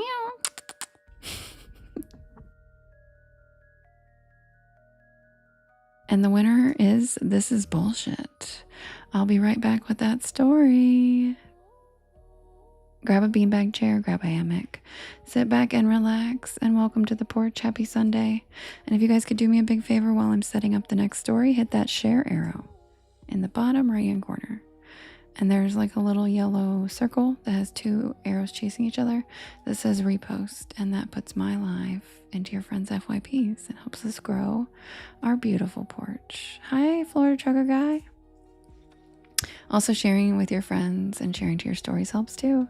I'll be right back with the story, silly story title, Sunday, This is Bullshit.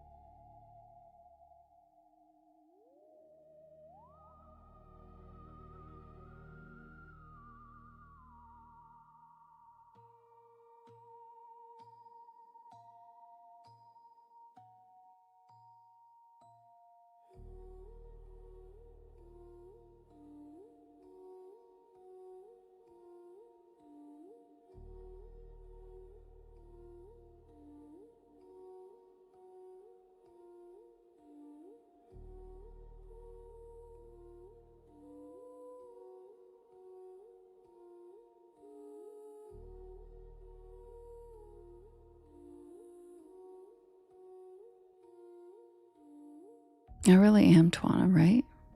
Hi, Julie. No, you're on. We've been on for like 2 hours, but that's okay. You still have an hour left. Yeah, Skrilla. Gotcha.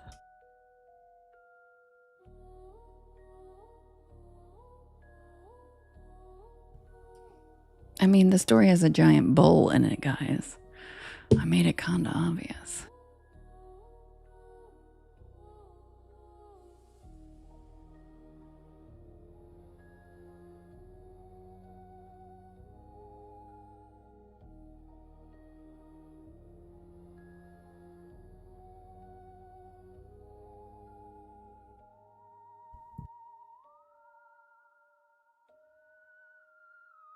Skrilla.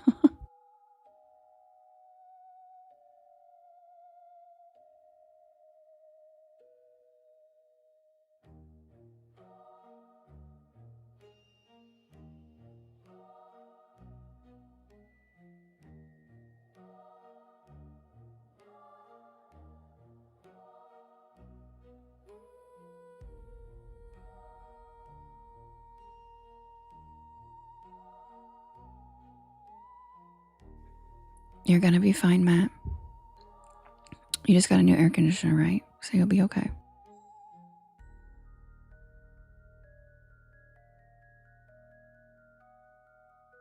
Thank you, Tootsie. I appreciate that.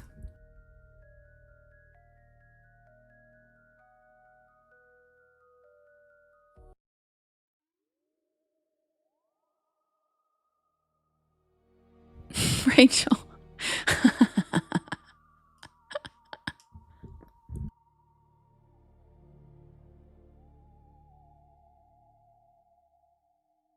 Hi, love bug.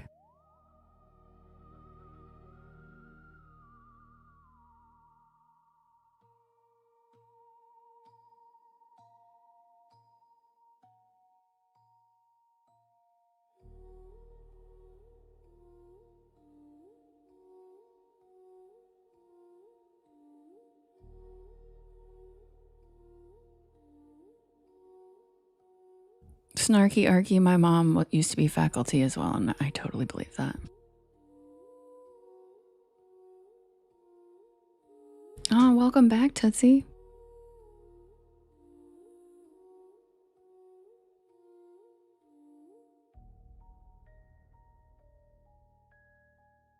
Oh, Daisy. Hi, Daisy. Thanks for your first gift.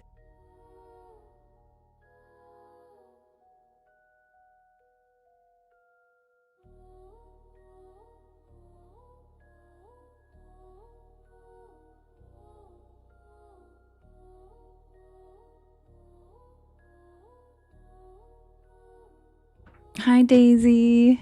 Hey, you guys always ask me who I get all my amazing jewelry from, and it's her right here. Daisy, right here. Be sure you guys follow her. I get like my custom made meteorite jewelry was from her. All the good stuff, all my good stuff is from her. So be sure to follow her. She's my bestie. Yeah. Hi, Daisy. Love you. I'll come see you tonight. I love you. Anyway, good night, Robin. Sweet dreams. Love you. Be sure you guys follow Daisy. She's amazing. And she is the sweetest.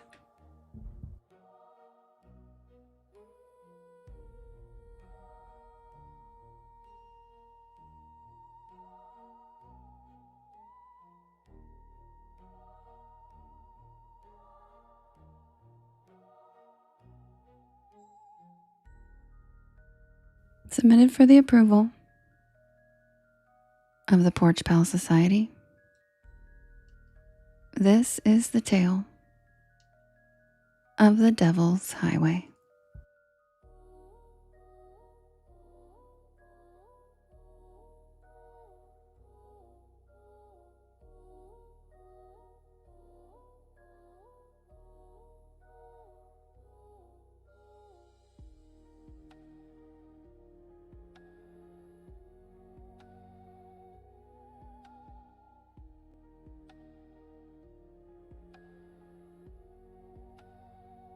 Zen, you did? For what kind of alert?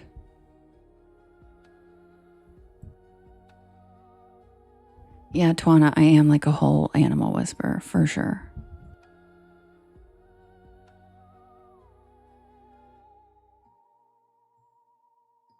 Yes, I'm morphin. Most people know it as Route 666, the Devil's Highway. Technically, it no longer exists. In 2003, the stretch of highway running through parts of New Mexico, Colorado, and Utah was officially renumbered to US 491. Thank you, Heidi. The official explanation was safety improvements and route restructuring. But nobody who grew up around the highway believed that story. The old highway had a reputation long before the number changed.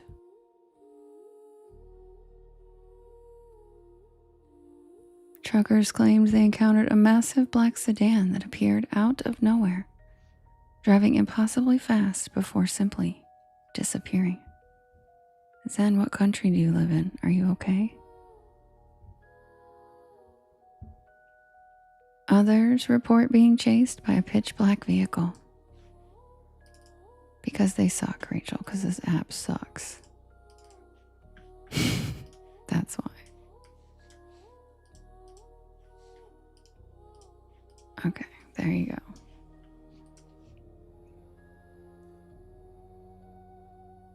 There were stories of phantom semi-trucks that barreled directly toward oncoming traffic before vanishing inches from impact.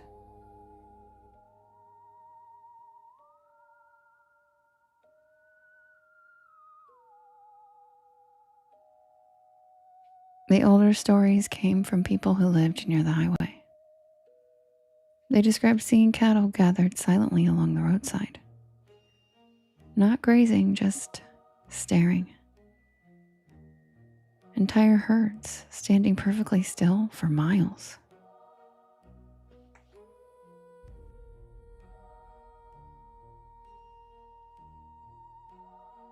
Others claim to have encountered unnaturally aggressive animals that refused to move out of the road.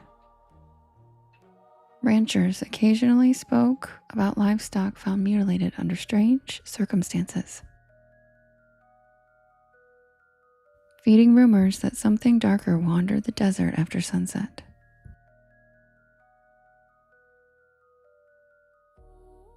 And then there were the stories that never made the newspapers. People disappearing after pulling over, abandoning vehicles with the doors hanging open. Drivers who insisted they had mysteriously lost hours of time on that road. Now, whether those accounts were true or not didn't really matter, because Route 666 had become one of those places where every strange thing that happened was absorbed into its mythology until the road became an entity of its own.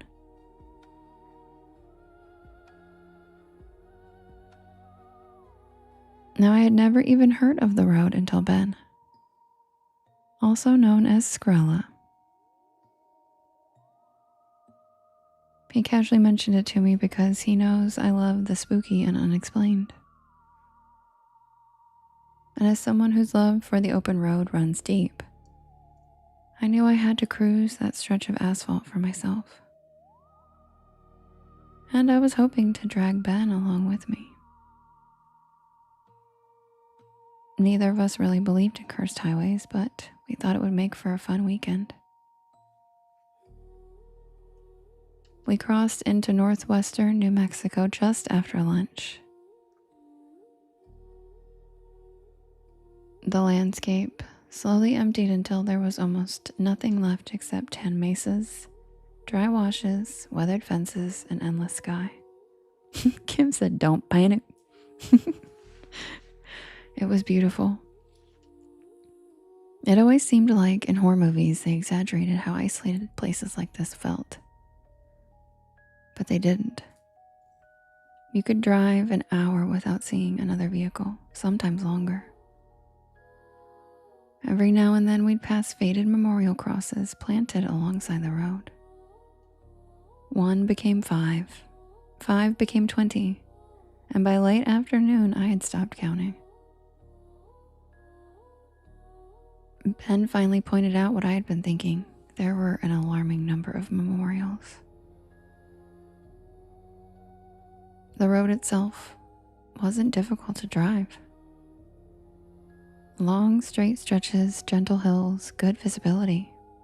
Nothing about it explained why there had been so many tragedies on this lone stretch of road. Thank you, Tracy. Near sunset, we spotted what looked like a scenic turnout overlooking a shallow canyon. We pulled in to get out and stretch our legs. I immediately noticed the silence. No insects, no birds. It was just still. Ben looked over the edge of the overlook while I wandered toward a weathered wire fence running along the edge.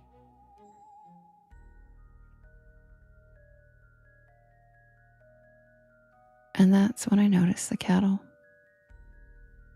Maybe 30 of them, spread across the desert below. None of them were eating. None of them were lying down.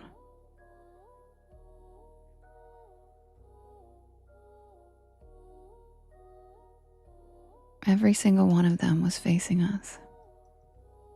I pointed them out to Ben. He laughed at first, and then his smile disappeared. Yeah, Rachel, but I'm just as fresh as he is. They weren't moving. Not one flicking an ear. Not one swishing its tail.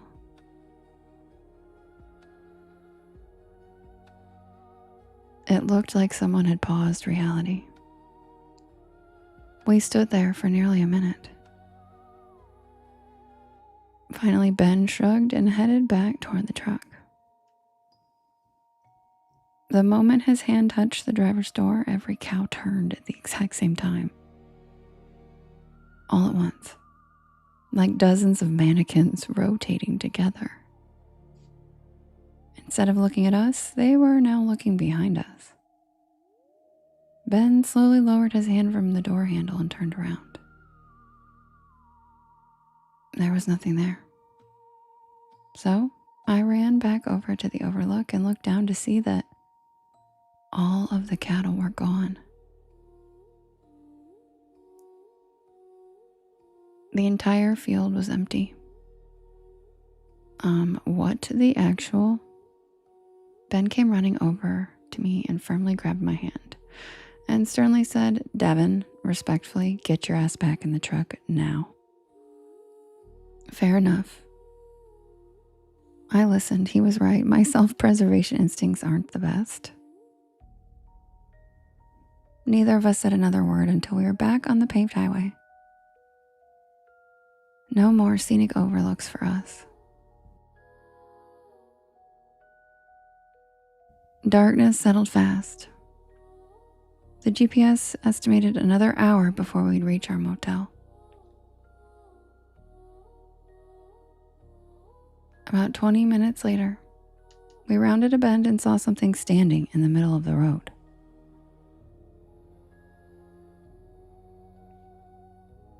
At first, I thought it was an elk or maybe a horse. But as we got closer, I realized it was far too broad to be either.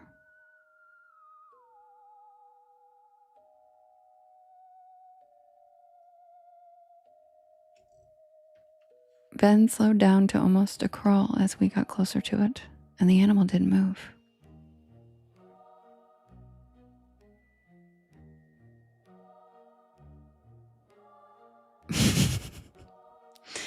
And then we could see Rachel and Bisbee as the donkey. Then we could see clearly that it was a bull, an enormous black bull. Its horns stretched so wide they nearly reached both lane markings. It wasn't wandering. It was just standing perfectly square in the center of our lane. Ben gently honked the horn. Nothing. Another honk. Still nothing. It simply stared directly at us through the windshield. Ben muttered that we needed to go around and there wasn't much shoulder, but there seemed to be enough room to squeeze by. So Ben slowly steered to the left, and the bull turned its head, like it was tracking us. We edged further around, and when my window came alongside its shoulder, I could finally grasp how massive it really was. Its back was level with the hood of the truck. Ben accelerated and we cleared it. Both of us instinctively looked in the side mirrors. And there was no bull anywhere in sight, he said, honking my nose. Just empty pavement for miles. It's Justin and Matt in a bull costume. That's fucking hilarious. We both just looked at each other and laughed like, are we tripping right now? And if we are, at least we're going through this together. Neither of us spoke for a while, our heads spinning with the surreal experiences we had just had. And then Ben finally broke the silence and said, we actually saw that, right? I nodded in disbelief, and then I scooted over to lean my head on his shoulder. And we just rode for a while in silence, processing. When you go through something unexplainable with someone, you turn to each other for comfort to help one another not feel so insane. It creates a special bond. I love that, Rachel. About 30 minutes later, the truck lurched and Kim said, and the steering wheel jerked violently. Flat tire, great.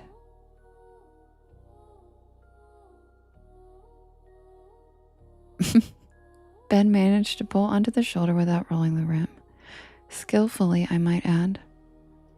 And neither of us were thrilled about changing a tire in complete darkness, but we didn't really have much of a choice. Ben grabbed the jack and I held my inadequate flashlight. Thank goodness he knows how to change a tire because I do not. And then we realized the tire wasn't punctured, it had been shredded. Long parallel cuts, almost as though someone had dragged giant claws around the sidewall.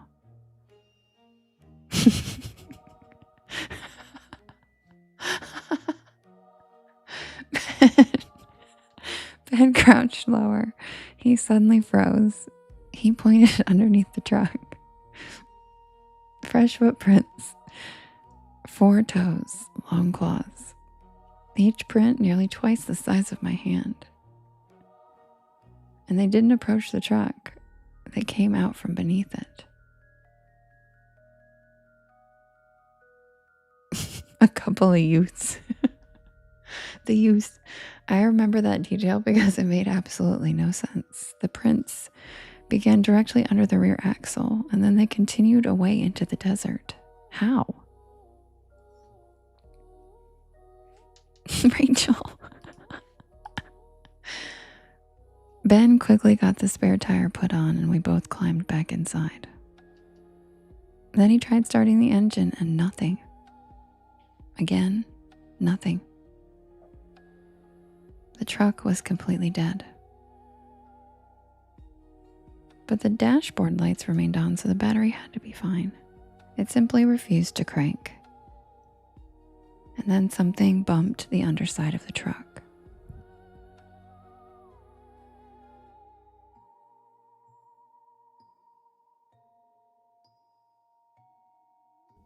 Not hard, just enough to make the floor vibrate.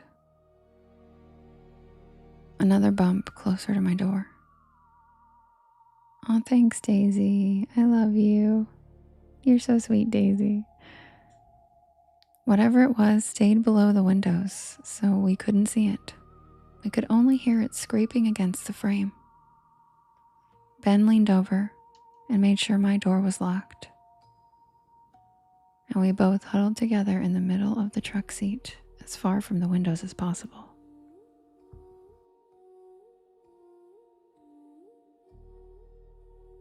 Neither of us took our eyes off the windows. Minutes passed, but it felt like hours.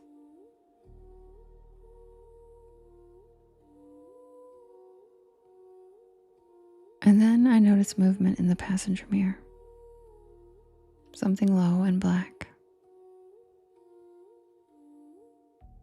running alongside the truck. It disappeared before I could focus on it. A second later, it flashed past Ben's mirror and then mine again. It was circling. It was Jade. It was Jade. It kept staying.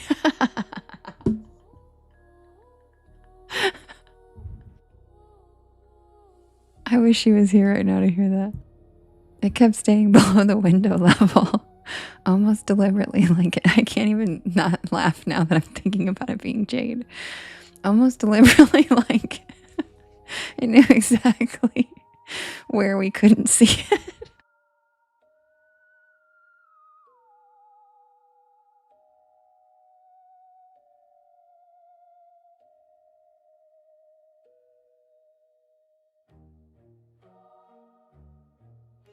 Oh my God. The truck rocked once, twice, hard enough to make the suspension creak. Ben whispered that whatever was outside was trying to tip us. The third shove lifted my side several inches. I heard gravel sliding underneath. Another hit, stronger. This time the truck actually shifted. Then came a sound like heavy breathing directly beneath our feet. Like something enormous had crawled underneath and stopped to catch its breath. The floorboard slowly bowed upward just slightly, like something was pressing against it from below. The jack, which Ben had accidentally left outside, flew out from underneath us and disappeared into the darkness. Not rolled, it was thrown. We both saw it. And then, as suddenly as it began, everything stopped. The breathing, the pressure, the rocking. Nothing, just absolute silence. Ben turned the key in the ignition one more time, and the engine started instantly, as though nothing had ever even been wrong.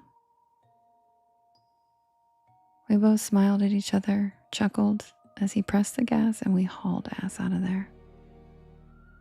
We didn't stop again until we reached civilization.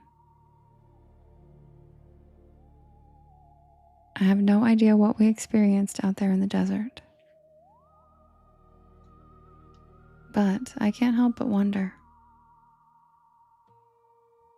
if somewhere out there on the lonely stretches of the highway once known as Route 666, another traveler is slowing down tonight after spotting something standing silently in the middle of the road, trying to decide if what they're seeing is perfectly ordinary or the beginning of the next story someone will tell about Route 666, the Devil's Highway.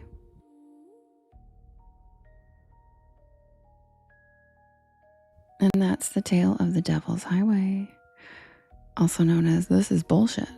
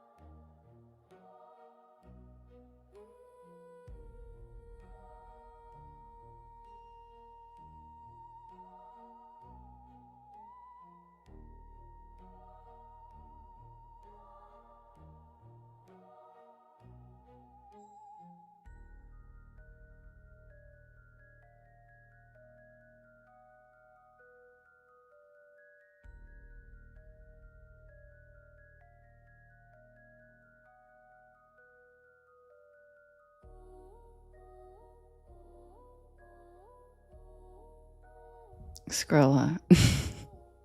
You wish. Come on.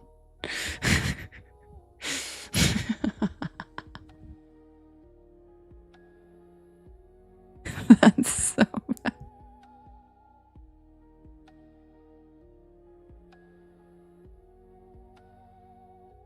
Yeah, you can't blame Siri on that one.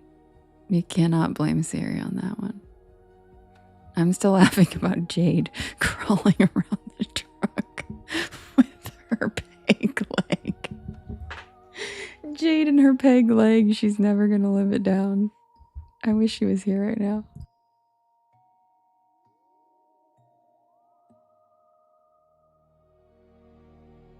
No, Wilkins. I'm getting it tomorrow.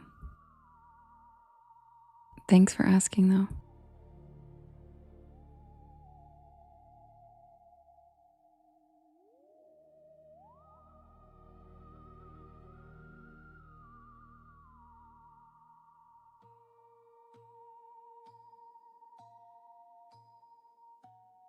Rachel, thank you for the gate to treasure. I love that. And the galaxy. It's so cute. Thank you. It's called Galaxy's Bestest. I just noticed that. That's so cute. And thank you for the cozy cryptids. I love that new gate to treasure one. Country Raven, thanks for the pearl chime. How you doing, boo-boo? Hi, Country Raven. Yes, I am. Miss Queen Eats. Yes, I am. All right, guys, I'll be right back with the next poll. Sit back and relax. Happy Sunday.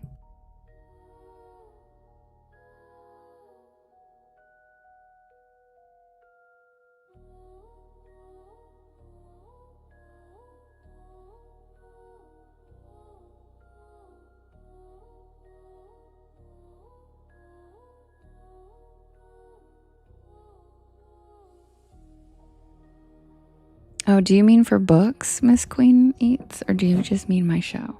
Because for books, no, I wish I was. I will be someday. But my channel is also on there. I really have, Skrilla. How do you like that?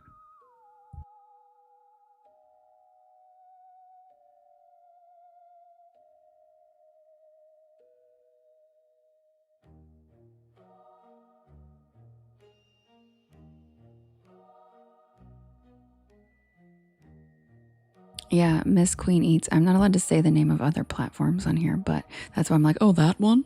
Uh-huh. But yeah, I would love to do books for them someday. It's a goal. That would be wonderful. Oh, really? Country Raven? That's amazing. Where do you see that at? I don't even... Oh, I see it right there. Oh, cool. How you doing, cutie? Country Raven, you're so cute. How you doing? I hope I just got a puzzle piece.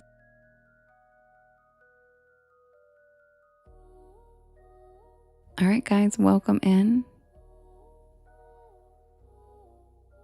Thanks, Miss Queen Eats. I appreciate that. Hi, Whiskey. I just noticed that now too, Justin. Did you hear me notice it in real time? I was like, where are you seeing that? Oh my God, it's right the fuck there. I like, like I look at that thing all the time. And I never noticed it. I'm Whiskey too, Whiskey. Did you guys? I was like, what do you mean? Oh my God. Like,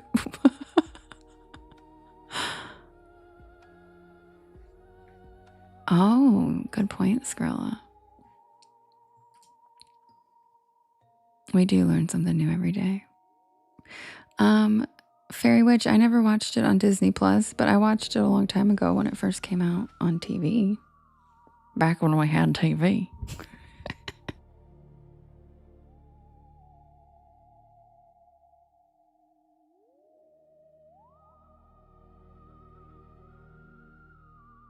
Yeah, I liked it. It was good. Have you watched it? Yeah, it's good. I totally recommend. It goes through all the different fairy tales and stuff. It's pretty cool.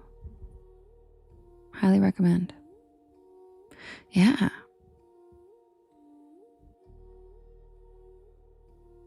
Yeah, Rachel, I do too. But she's very young. That's why I said it. She's a baby. Who's my favorite character? That's a good question. Probably, God, it's been so long since I've seen it, but I really liked Jennifer Goodwin. Is that her name's character? And then the guy who like turns into the wolf, is that the prince or something? You did too, Snarky Arky. Yeah, I watched it when it came out. I actually went as the queen of her. I went as her, the queen, for Halloween one year. No, Rich, it's called Once Upon a Time. You thought I was talking about South Park? No. No. Regina, yep. Yeah, she's a badass villain character. Yeah, it is good, Lovely, yep. Lovely likes it too, Fairy Witch. Yeah, I love Regina too. I went as her for Halloween one year.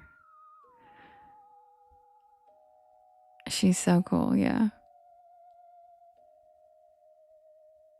Yeah, it's a good one. Thanks for bringing it up, Fairy Witch. And it's cute that you're, I love that your generations, because of streaming, you're actually coming across a lot of shows that, like, you know what I mean? I feel like you guys will know a lot of our shows because you guys come across them on streaming and you don't really care when it came out or with, you know what I mean? Like, it's kind of cool because like years and years ago when Friends was super popular with Gen Z, it would be my nephews were young and they were like, Aunt Devin, have you ever heard of the show Friends? And I was like, oh my God, you guys are so cute. Yes. And so I love that you're coming across it now, Fairy Witch. Yeah, isn't that funny? Yeah, and so I love how you guys are coming across these because when did that show originally come out? I feel like it was a while ago. Probably, God, probably like when you were born, I would say. Oh, 2011. Okay. So, yeah, like when you were born, right? And I see, look at me guessing it right. Holy shit, I guessed it right. That was the year you were born. See? That was the year she was born that show came out. So I love how you're watching it. Yeah. I'm proud of myself for doing the math that fast in my head. I just kind of guessed, and I think I was right, I guess. That's amazing. Oh, really, Rachel? I used to work for her attorney and I heard some things.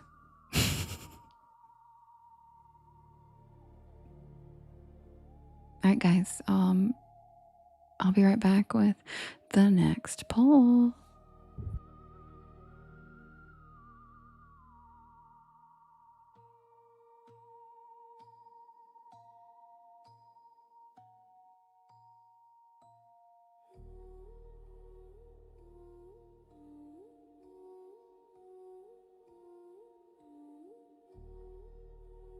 I can't believe you were born in 2011. I'm thinking about that for a minute and I'm like, what was I doing in 2011? And I'm like, oh my God. Let's not talk about it. Oh, you should, Skrilla. That would be really cool. Yeah. 2011, I feel like I was pretty wild back then. Some wild times.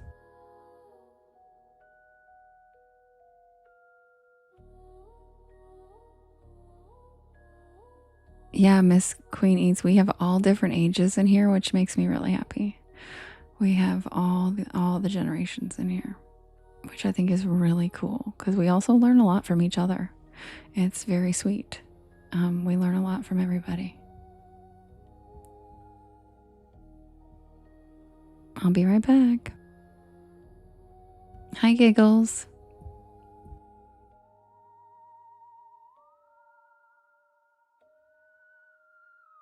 Oh my God, if Rachie and Skrilla meet up, I will die. That would be the cutest thing.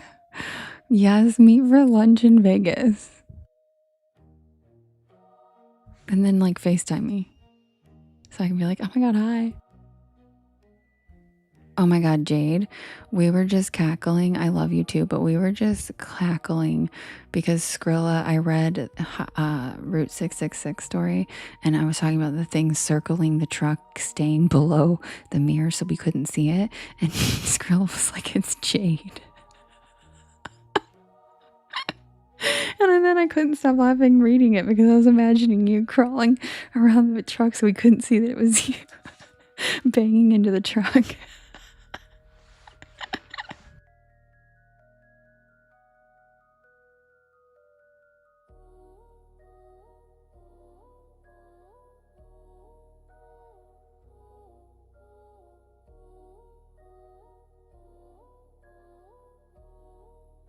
I said cackling. Cackling.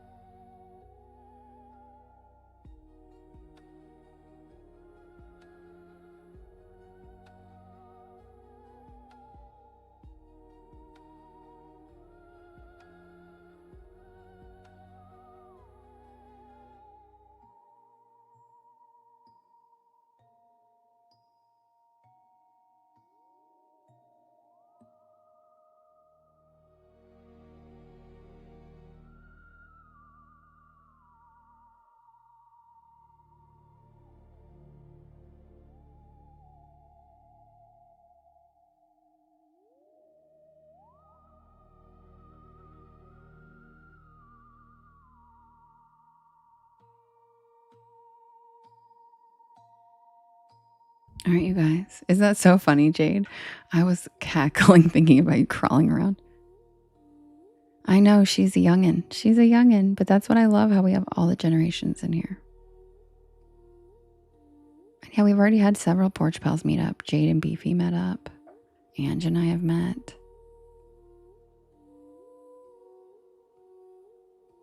Uh-oh, Skrill is apologizing for something. Uh-oh. What did I miss? Wait, which joke, lovely? Oh, about Jade crawling around in the car? Damn. Damn. No, Megan. Well, no, tons of millennials in here.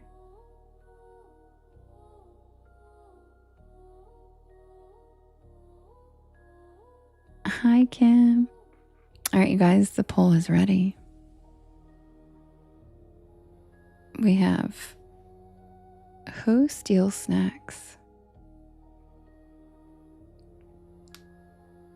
We have yeehaw, more like ye no. We have you gon' get it now. We have whoop whoop pull over. All your nephews here, hi. And we have in your dreams, buddy. Thank you, Raya. Thank you so much. That's so sweet of you. All right, you guys, we have who steals snacks? Yeehaw, more like ye no.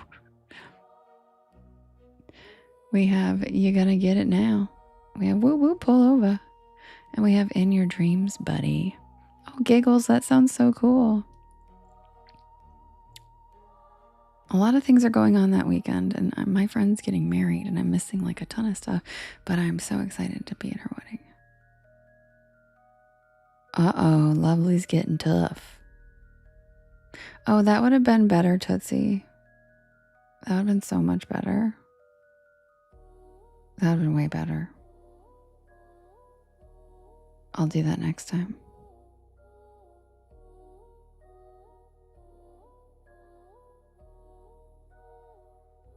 All right, guys, we have 1 minute left to vote. Who's it gonna be? You can vote in the top left-hand corner. There's a little blue box. We have who steals snacks? Yeehaw, more like yee nah. You're gonna get it now. Whoop whoop pull over. And in your dreams, buddy. And you can vote up to 50 times.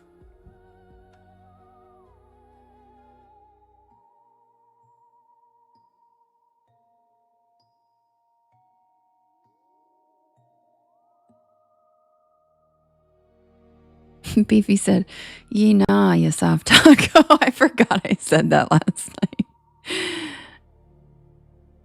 I forgot I said that last night. I said you soft taco. Oh, I'm mad. That sucks. Yeah,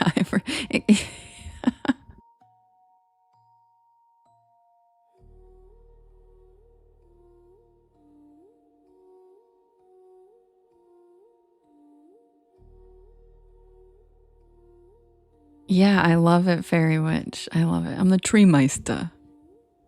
I rely on them. Right, Spooky Cabins? It just came out.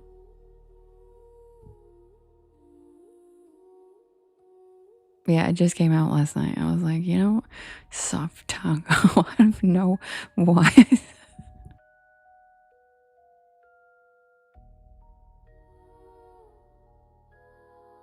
Yeah, and I like soft tacos, but she didn't say anything back because he blocked her before she could. She was probably in awe. She was like,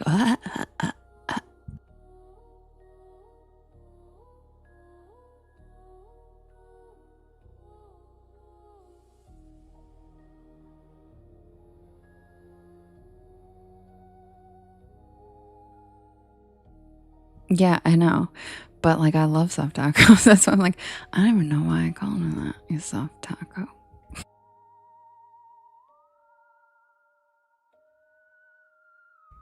What, Justin? You don't think it's funny? Because that's not a hot take. A lot of people don't. You had to be there.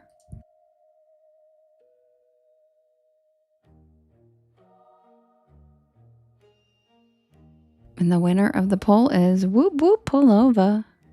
I'll be right back with that story.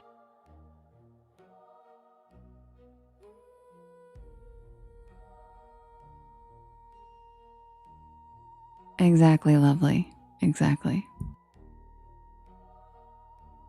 Really, Justin? Thanks. That's funny.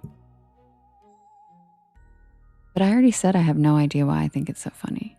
I openly address that I have no idea why I think it's so funny. Oh, Skrilla, she wants an apology because she says that she made the jade around the truck joke last week. And you stole her joke. That's what Lovely says. She doesn't mess around with her jokes. That's what she said. I don't mess with my jokes.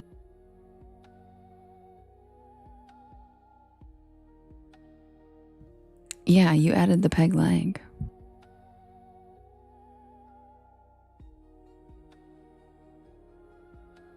Thank you, Eric, for the keywords. You're the best.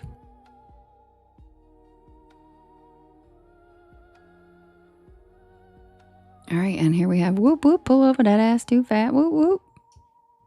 And it's the hitchhiker.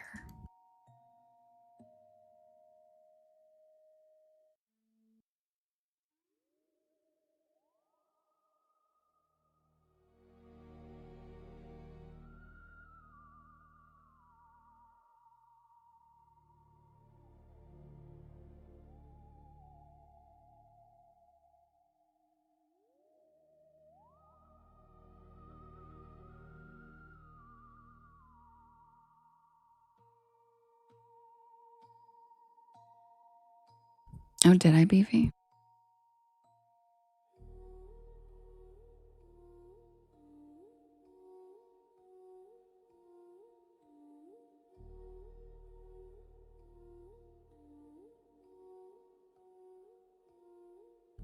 Lovely. What do you want to eat?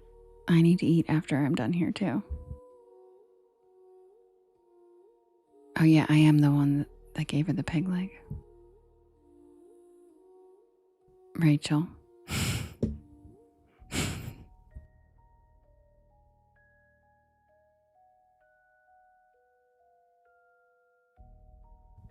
Lovely. Do you see Rachel's comment? As soon as I unblocked that word. Lovely, you don't have to mute her. He muted her and unmuted her just to show her. Muted and unmuted. Bam! Thank you, Miss Queen Eats. Thanks for your heart me. I love you, lovely. You're so cute. Fastest fingers in the West. For muting, not for weird shit. Can't even say anything without people making it perverted. Rachel, I'd prefer that over taco. I would prefer sweet hole over taco.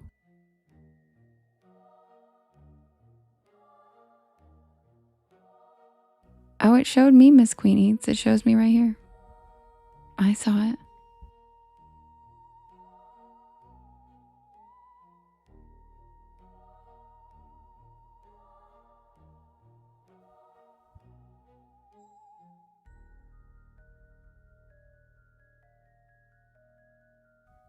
Oh, it's not. It's just taco, maple, and sweet hole needs to be. People need to calm down with sweet hole. It's not banned, but taco and maple, yeah, you bet your ass.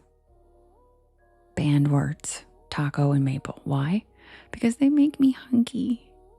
And I get done at 2 a.m. and I can't handle thinking about them and I can't get them and it sucks. And you guys do it every night. It makes me really sad. So, those are the banned words. Got it, guys? And for no other reason than it's cruel. It's really cruel. Yeah, I unblocked it just to see if it would unblock Scarlet from comments. It didn't mean you could use it willy-nilly. Not really, James. You're not getting the point. If you have to ask, then you didn't get my point. Same goes for you, Nate. I literally just said it was cruel, and you guys are doing it anyway. Fuck around and find out, please.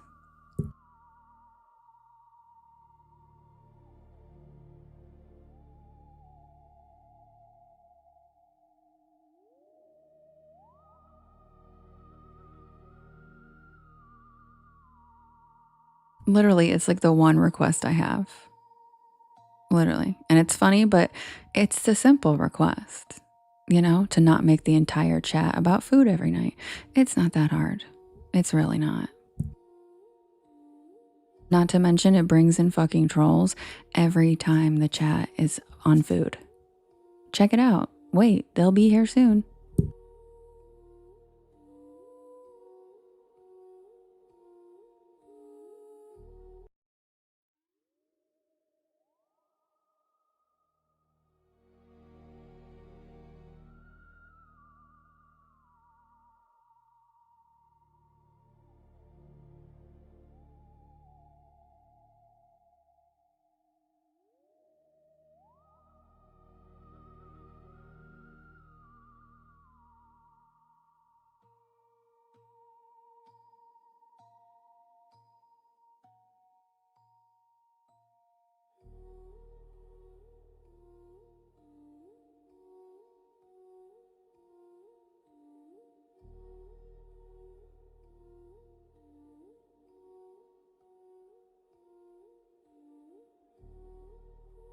Tawana, I love you. You're so funny.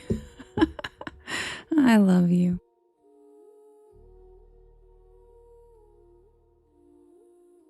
I love your cats, Rich. I know cats really, I really want to come back as one. And thank you, Archangela, for helping me with my gift gallery. Thanks for the swan. Deborah, thanks for the kudos. That's so cute.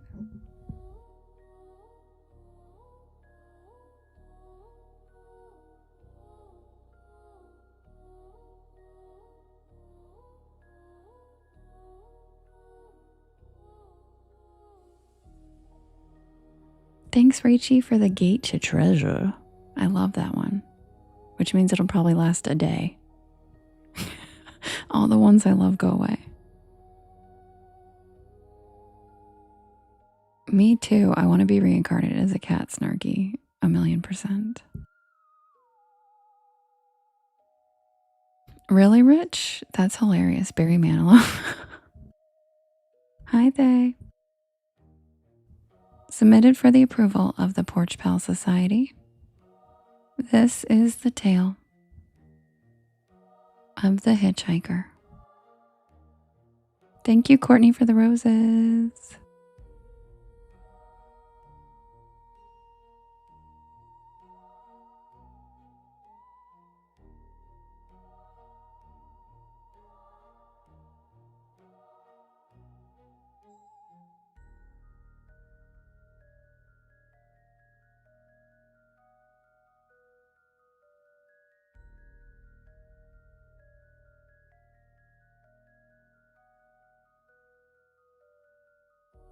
Skrilla.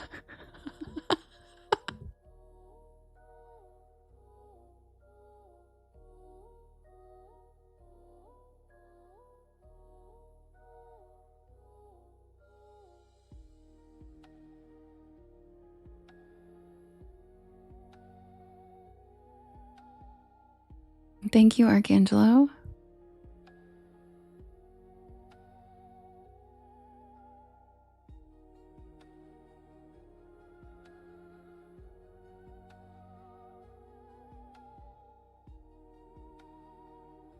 Do it, Matt. Do it.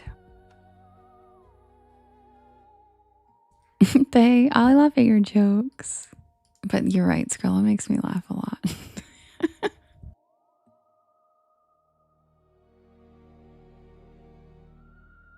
Hi, Crypt Keeper. Welcome in.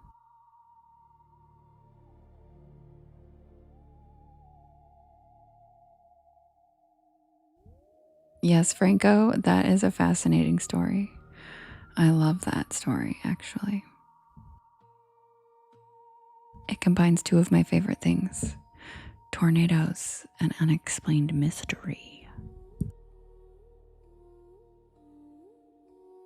Justin, are you kidding? I laugh at you and Matt all the time, too. You guys are, Justin, you get laughed at the most out of everybody.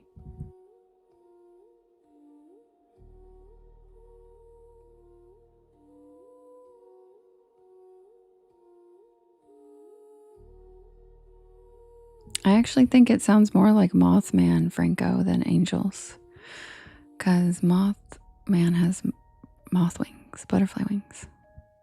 So to me, it sounds more like a cryptid, not an angel.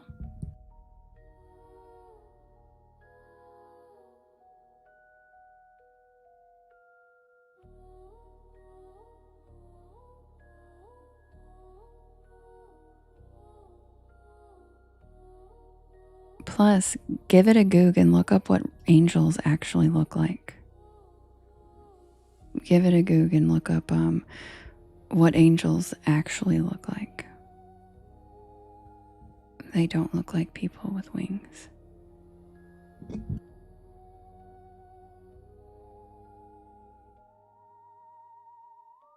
Yep, Skrilla, bingo. They look like eyeballs and spinning wheels, and they're very horrifying. So they made them look like humans with wings to make them more palatable for us. But that's not what they look like. So if someone were saying they saw those things regularly that had wings, I would imagine something more like Mothman. Okay, Franco, yeah, I can't wait to hear what you think, because it's crazy. You're going to be like, oh my God. Like, look up the, what's the one that's really crazy looking? The Seraphine, right? Seraphine, you know what I'm talking about? Seraphim, the Seraphim ones, they're crazy looking. Because there's like different kinds of angels, and the Seraphim are really wild. Yeah. Yes, he is, they. Yes, he is. Okay, cool, Franco. I can't wait to hear what you think.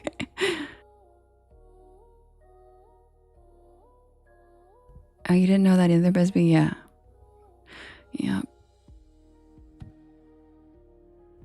So they're basically cryptids too. They're basically monstrous. Really, James? Where in Ohio? Where in Ohio? Oh my lord. Oh my lord, he's back. Where in Ohio? Tell me. He's back. Tell me where.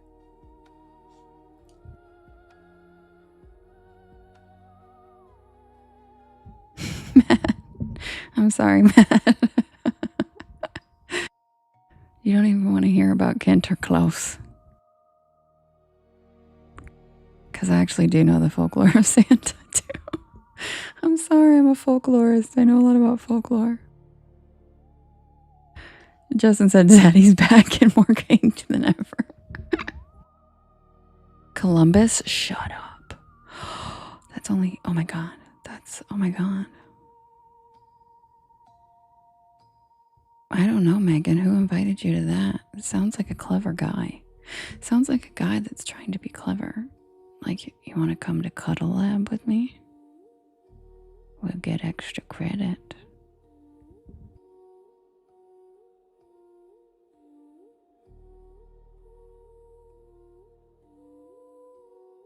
No, Krampus is the flip version of Kinderklaus.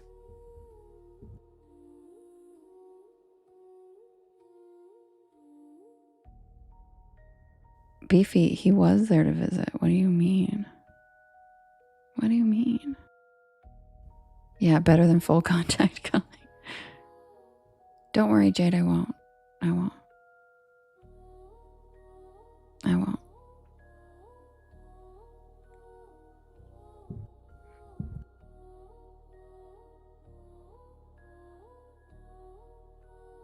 That's what I said, Nikki. I think it's a guy trying to be creative.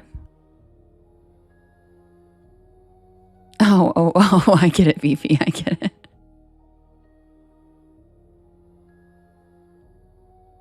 All right, submitted for the approval of the Porch Pal Society. Matt. Yeah, I really am. And I'm like, sorry, guys. This is true. Yeah, Seraphim are cool looking, right? They're all crazy looking.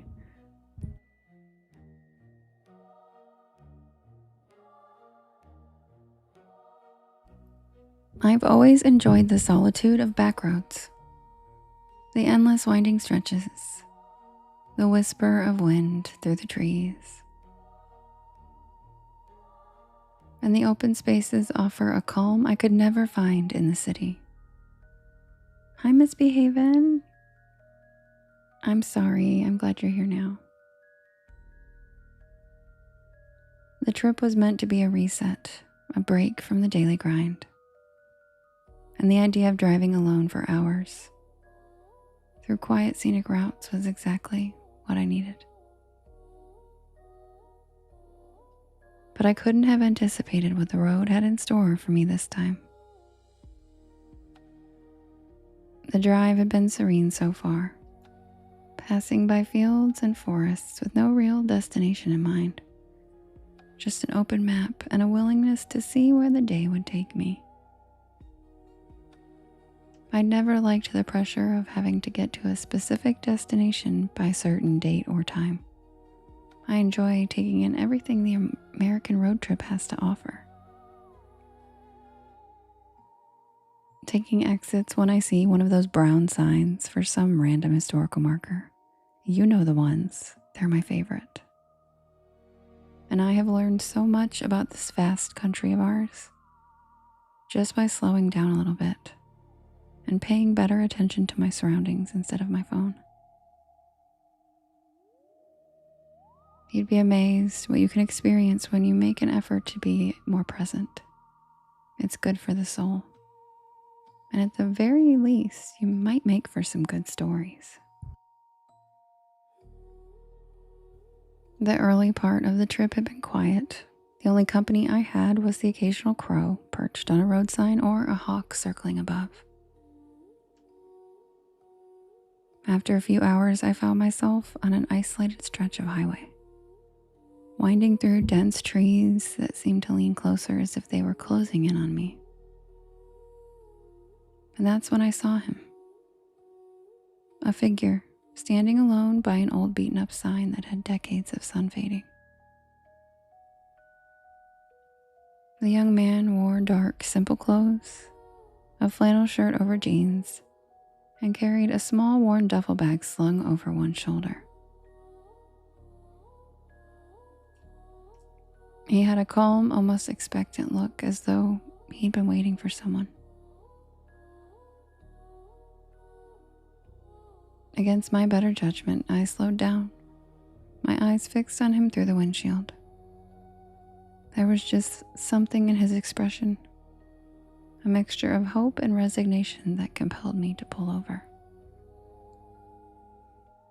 I still can't explain why in the world I let this random man get into the passenger seat of my car, because I know that's crazy and I never picked up a hitchhiker before in my life.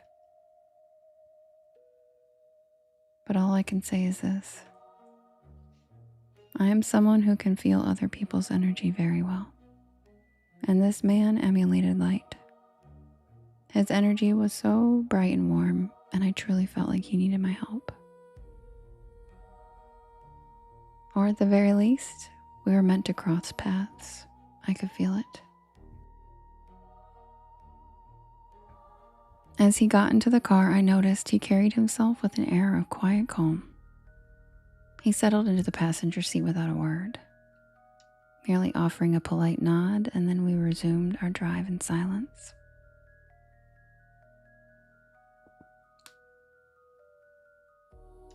He gazed out the window with a detached expression. Thank you, Teresa. Thank you, Disease. His eyes fixed on the passing trees as though he was seeing something that I couldn't. As we drove, he began to share tales about the places we passed. His stories were filled with oddly specific details recounting local legends and histories of old mining towns and forgotten backwoods communities.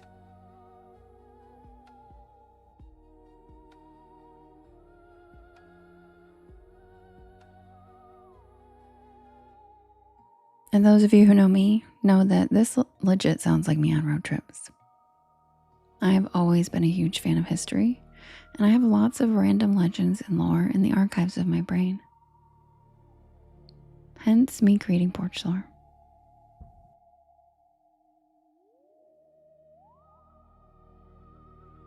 And so he mentioned ghost towns that had been left behind after disasters, and towns that people abandoned suddenly and left everything behind.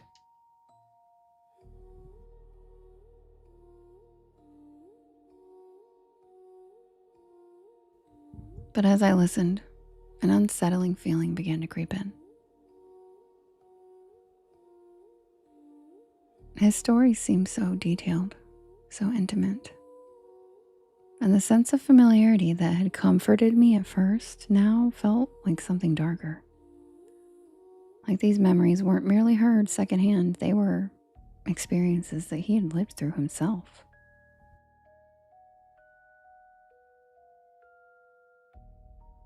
A chill crawled up my spine as he recounted a particularly eerie tale of a bridge up ahead.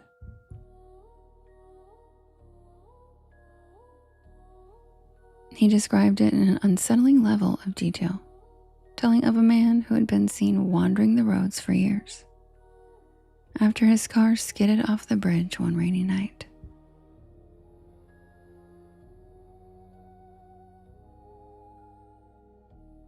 The man had never been found, but local rumors claimed he could still be seen, waiting for a ride that would take him somewhere he could never seem to reach. The weight of his words lingered, pressing down on the air in the car. I felt a compulsion to glance in the rearview mirror as though I was expecting to see something behind me.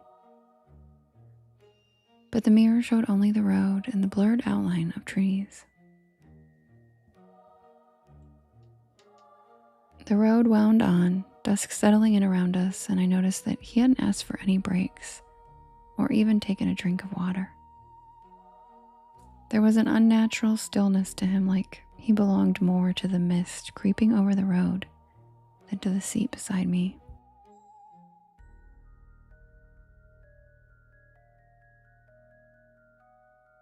The longer we drove, the more the atmosphere in the car shifted, taking on an oppressive quality that made me want to stop and let him out.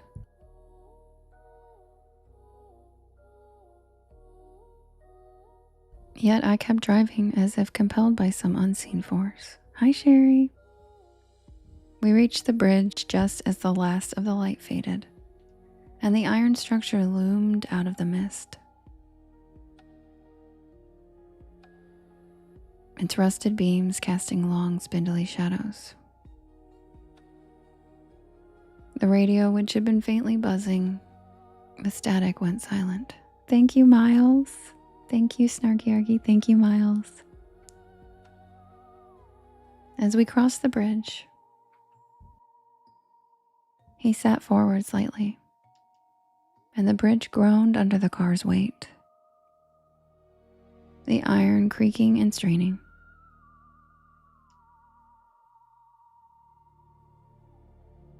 There was a quiet finality to it, as though something was about to end, or perhaps to begin. We reached the other side of the bridge, and he turned, gazing out at the fog settling over the road. He stared into my eyes, and he smiled, and he said, "Thank you for having an open heart." And then he reached down, lifting his duffel bag, and looked toward the faded roadside marker, barely visible in the twilight. A sense of relief washed over me as he reached for the door handle and stepped out of the car. His movements measured and deliberate. As he stood by the side of the road, he smiled at me one last time and waved as a low fog drifted across the road, obscuring him from view for a brief moment. When the mist cleared, he was gone. I blinked, unsure if he had stepped into the fog or if it had simply swallowed him whole. I sat there for a moment, staring into the fog, waiting for something, though I wasn't sure what. Eventually I drove off, but I couldn't shake the feeling of his presence lingering. And I actually kind of missed his company. Days later, when I mentioned the hitchhiker to a local clerk in the next town, he gave me an odd look. He recounted an old story about a young man who had disappeared on that road many years ago. A traveler who had vanished without a trace, last seen hitchhiking near the bridge on a cold autumn night.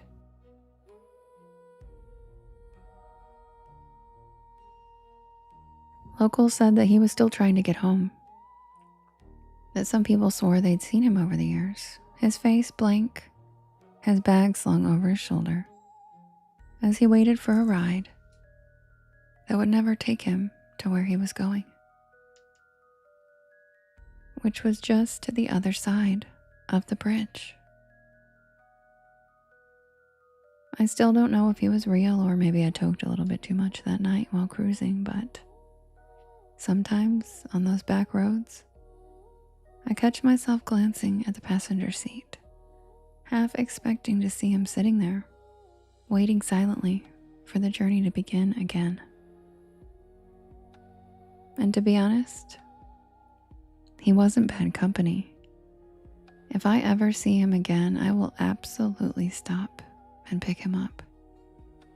He can ride shotgun anytime. And that's the tale of the hitchhiker.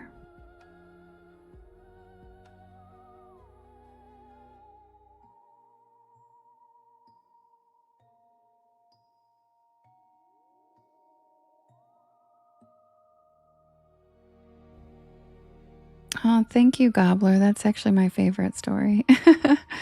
Thank you so much. Welcome in, everybody. My name is Devin, and this is Porch Lore. And I tell spooky bedtime stories to help you relax your nervous system and fall asleep. And I'm here every single night at 10 p.m. Eastern Standard Time until about 1 in the morning.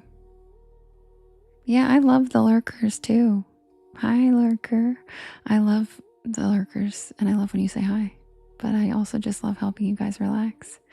And a lot of people don't feel like chatting when they want to relax. So I totally get it. Gina, thanks for the follow. Welcome to the porch. Bone and Branch, thank you for the galaxy bestest. Day. Matt, thanks for the galaxy. Thank you for helping me with my gift gallery. I appreciate you. Hi, CJ. Where you been? We missed you. Yeah, I know. I always stay on later. I know. I love them.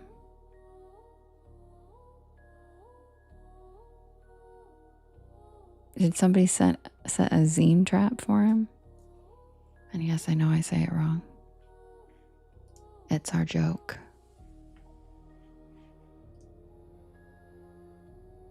Oh, Matt, you're so sweet.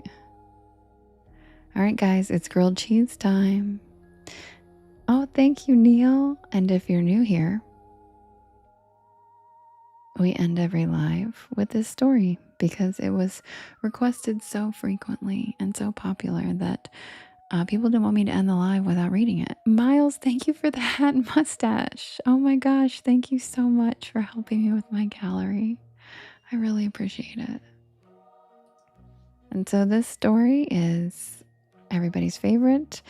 It has an entire section in my merch store just for itself, just for this story. And there's beloved characters. Yeah, thank you so much, Miles. That's so kind. And so if this is your first time hearing it, get ready for the night shift at Sycamore Diner. And grab a beanbag chair, grab a hammock, sit back and relax, and welcome to the porch. And yes, it is awesome. It's become a beloved story that we all look forward to every night, and we all have little jokes and we all have favorite characters in it, and it's just really become something awesome. So if this is your first time hearing it, welcome to Porch Pal Initiation, because this is everybody's favorite. Be right back.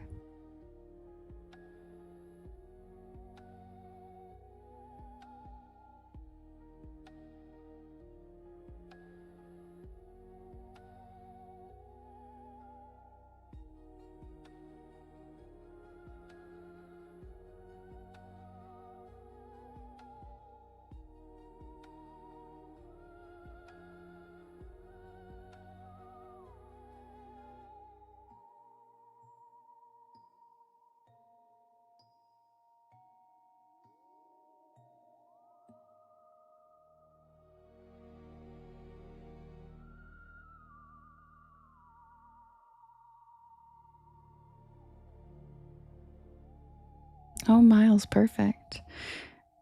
And the fairy witch, she's talking about how Earl's always saying weird stuff. Right? Or no. Never mind. I misread that. I was like, that's funny. He's always saying weird stuff.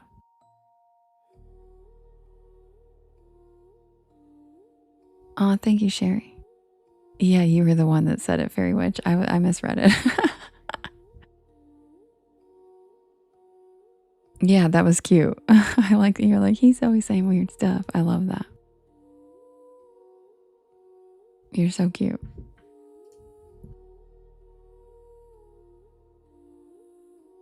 I'm so glad, Giggles. I hope you enjoyed it.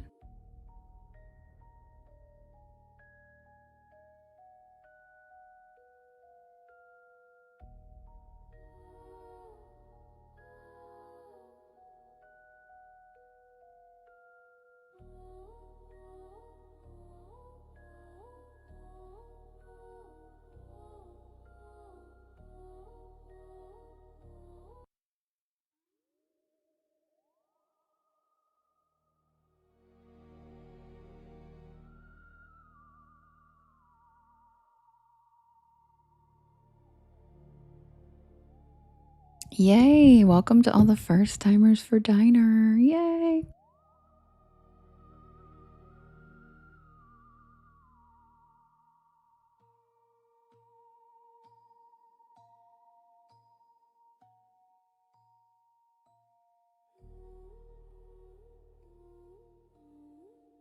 Thank you, Miles. Oh my gosh, thank you. Those are so cute. Look how it's like, pew! like shoots off. It's so cute. It lasts a long time too. Thank you so much, Miles. Those are so cute.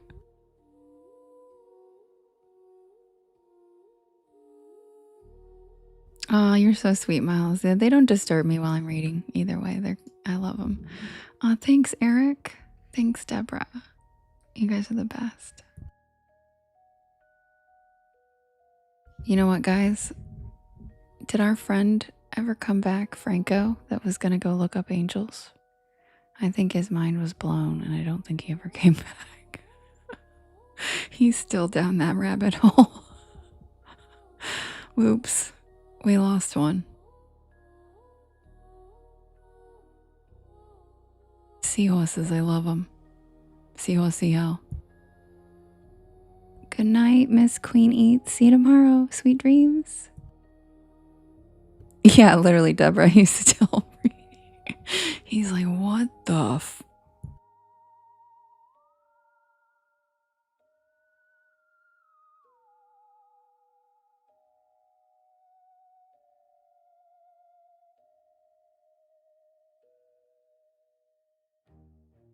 Yeah, I knew when he said, I'll be right back. I was like, no, you won't, bro.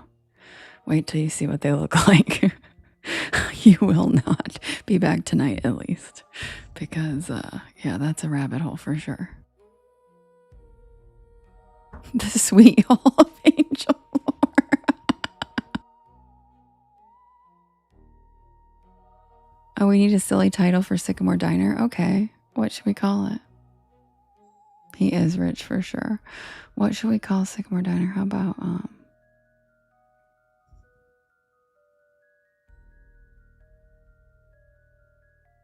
I would die for cheese. Would you?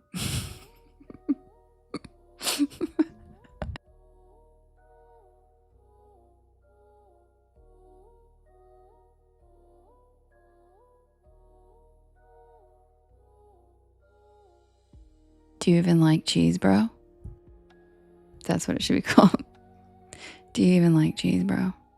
Do you even grilled cheese, bro? That'd be a good title.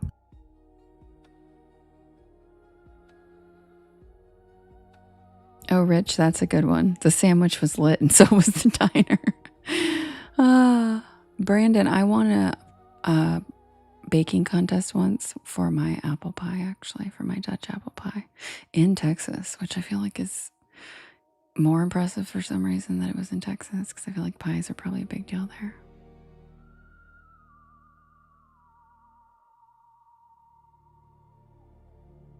Oh, that's a good one, Matt.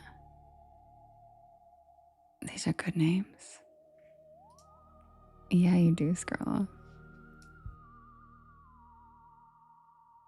Submitted for the approval of the Porch Pal Society. This is the tale of the night shift at Sycamore Diner.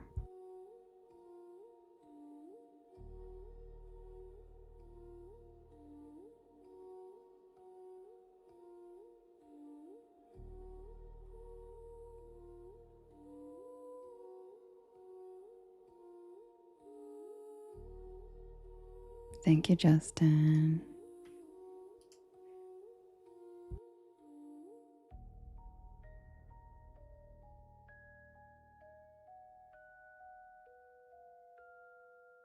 Thank you, CJ. You guys are the best.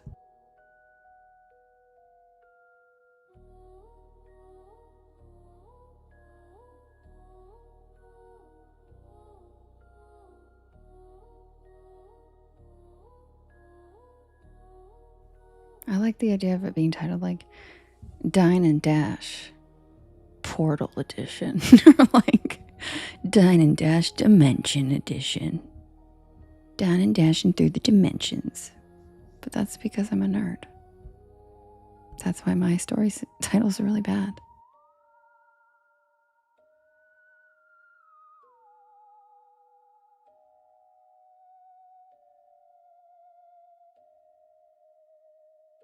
Justin, that's a good one. Oh, Megan, that's a good one too. Diners, drive-ins, and different dimensions. I love drive-ins. We have one here. And I actually contemplated going by myself before it closes in August. I'm like, that'd be kind of weird, but whatever. Because there's not a lot left in the country, so I feel like I should probably enjoy it while it still exists. You know what I mean?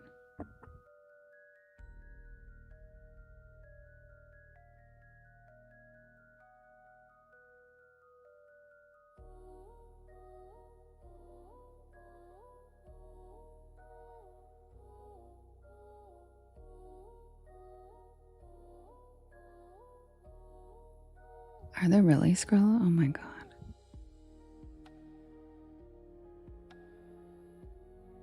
Exactly, Miles. Even at night? I don't believe you. Not at night. Columbus's Cracked Towel. I love that, CJ. That's a good title. All right, guys. Yeah, not that kind of drive-in snarky. I'm talking about drive-in movie.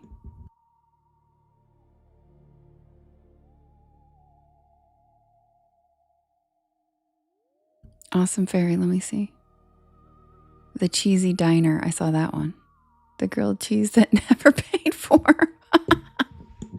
I like that one. The grilled cheese that was never paid for.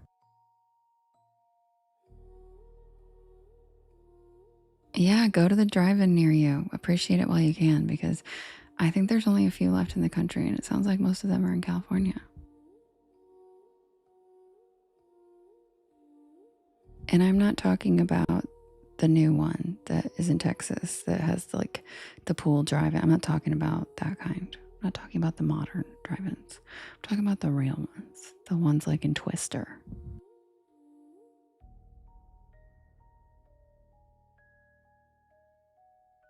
Colorado has 4. Awesome. You have one in Detroit? Oh my god, that's so close to me. I could go to that one too. Really, Love Lake? You should go. My parents took me when I was a kid, and I still remember it to this day because I lost my Birkenstock sandal out the door of the car somewhere, and my parents were so pissed at me.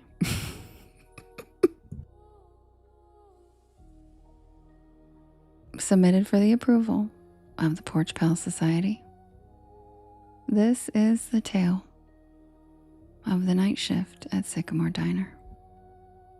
You live in Ocala, so does my friend Lemons. I have a story about Silver Springs.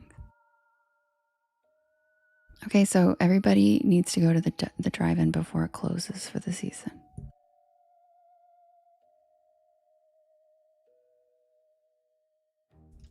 I'm not usually the kind of person who pulls over on back roads at night.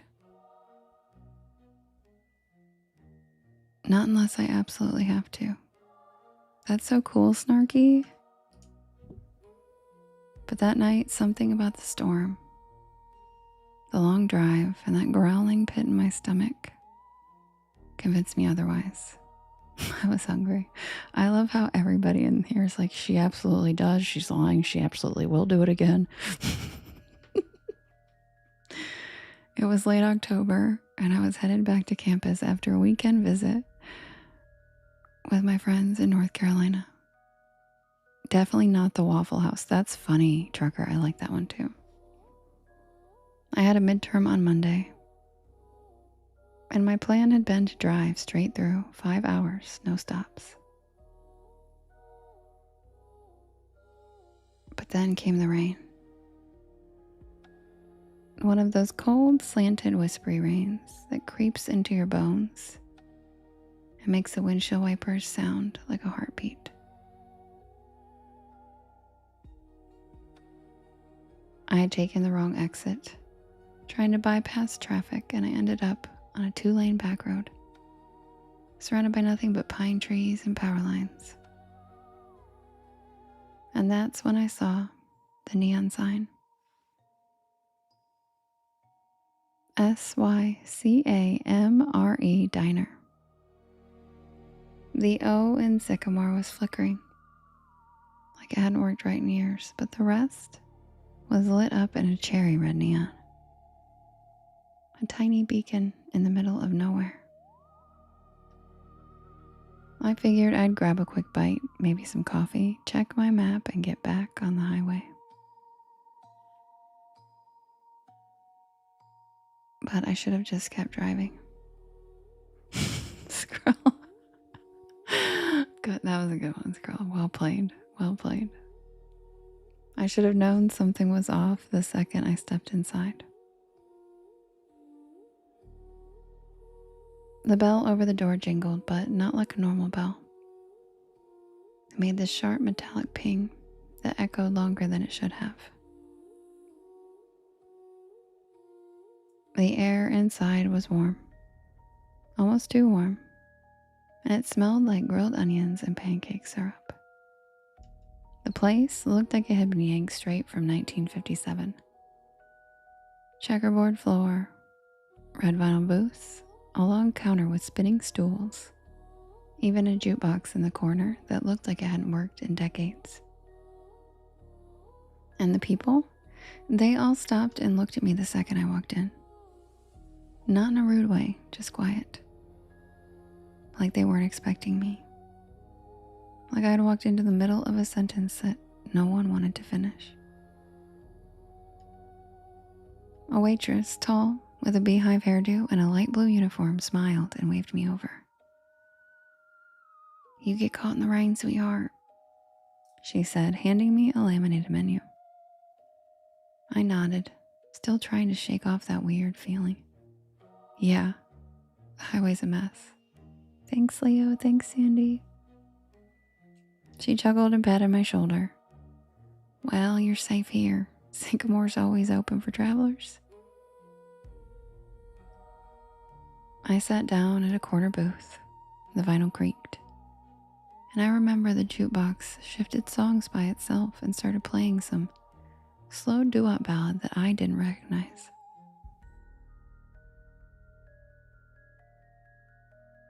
Sherry. I looked around and everyone looked normal, sort of. There was a trucker with a thick gray beard drinking coffee at the counter. A young couple whispering to each other in a booth by the jukebox. And an older woman stirring tea like she was lost in thought. Thank you, Miles. But they all had the same look in their eyes. Like they were there, but also somewhere else. Like they were watching me out of the corner of their eyes even when they were looking down. The waitress came back with coffee, strong, hot, and surprisingly good. And I ordered a grilled cheese with fries.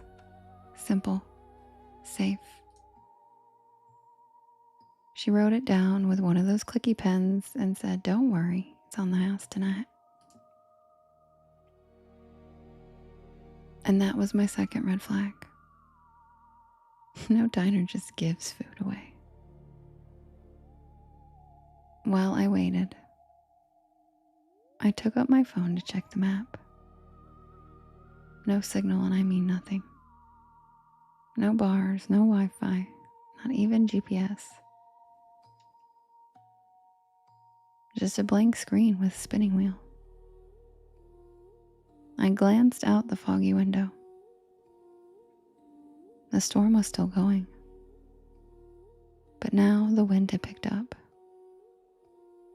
And I could see the power lines swaying like jump ropes in the dark.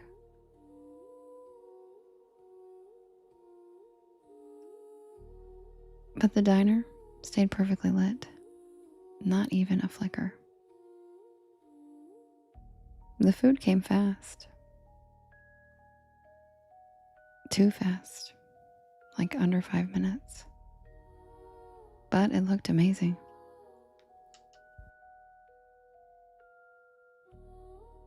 Golden bread, gooey cheese, crispy fries with a little metal cup of ketchup on the side. I took a bite. Delicious. I mean, I've eaten at a lot of diners, greasy spoons, college joints, and roadside shacks, but this This was hands down the best grilled cheese I've ever had. The fries were perfect and the coffee never ran out. Every time I took a sip, it was somehow full again. I was halfway through the sandwich when the trucker got up to leave. He walked right past my table, nodded once and whispered, "Don't stay past midnight." That's all he said. What? But he was already out the door. The waitress gave me a tight smile and walked over collecting his empty mug. Old Earl, he's always saying weird stuff, just ignore him. But I couldn't. Something about his voice stuck with me. Something about the way he looked at me. Not like I was a customer, but like I was in danger. Thank you, Snarky. I checked the clock over the register. 11:42. I figured I had just enough time to finish my fries, grab the check, and head out. I still had at least 3 hours left on the road.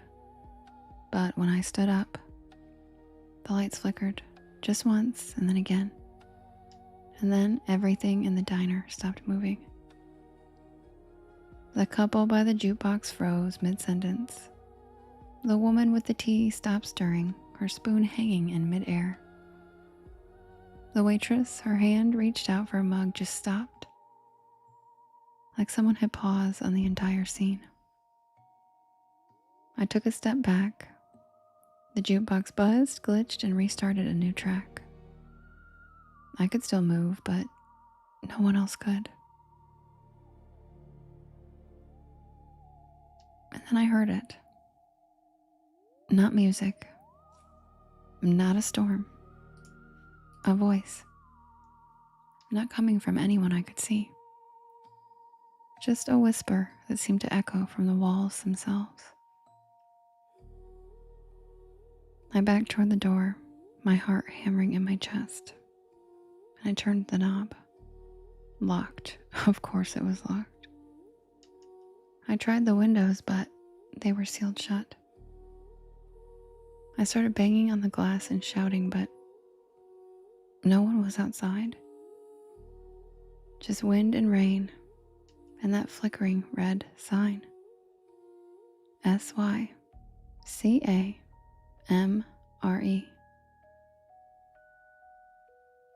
I turned back toward the dining room, and everyone was gone. Not frozen anymore, just gone. The booths were empty. No plates, no crumbs, no mugs. No sign that anyone had ever even been there. Except for my plate. Still warm and still half eaten. Good night, Jade. Good night, Jade.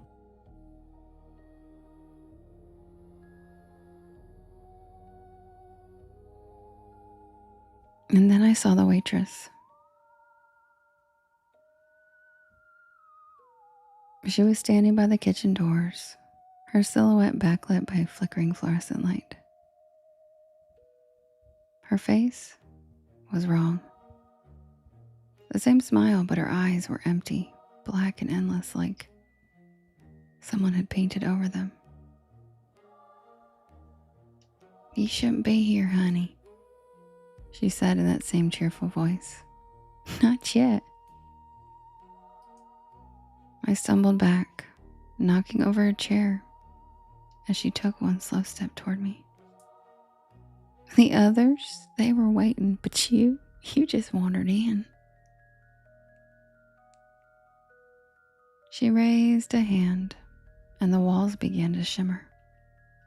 Literally shimmer, like heat waves on asphalt. The checkered floor rippled, and the red booths started to fade, becoming outlines and then shadows and then nothing. And then I saw it. Underneath the illusion. It was charred wood, cracked tile, broken beams, and black soot, like the diner had burned down long ago. I ran. I don't even remember how I got out. One second I was inside, and the next I was on the side of the road, soaked to the bone and gasping for air. My car was still there, pulled up with the ceiling missing, parked on gravel that didn't even look like a lot anymore. Thanks, Sherry. Just weeds and puddles. No neon sign. No glowing windows, just nothing. I drove back to campus that night in silence. No music, no Porch Lore podcast. I kept glancing in the rearview mirror, half expecting to see that red neon flicker back to life.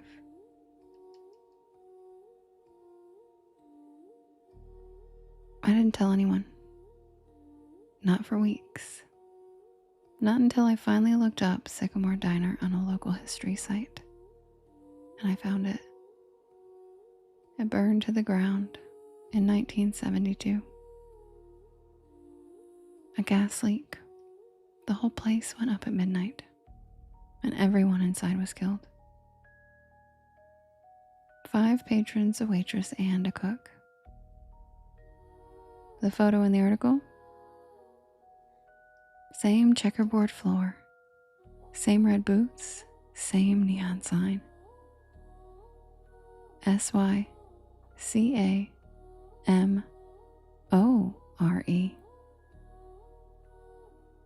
And in the corner of the photo, that same waitress, smiling. I never took that back road again.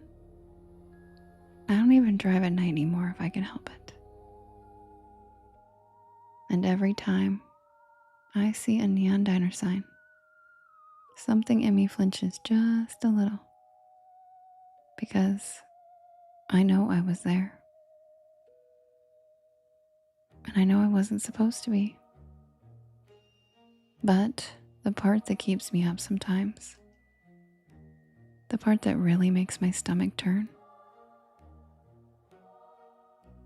that was the best damn grilled cheese I've ever had, and I didn't even pay for it. And that's the tale of the night shift at Sycamore Diner. And yeah, Fairy Witch, what in tarnation?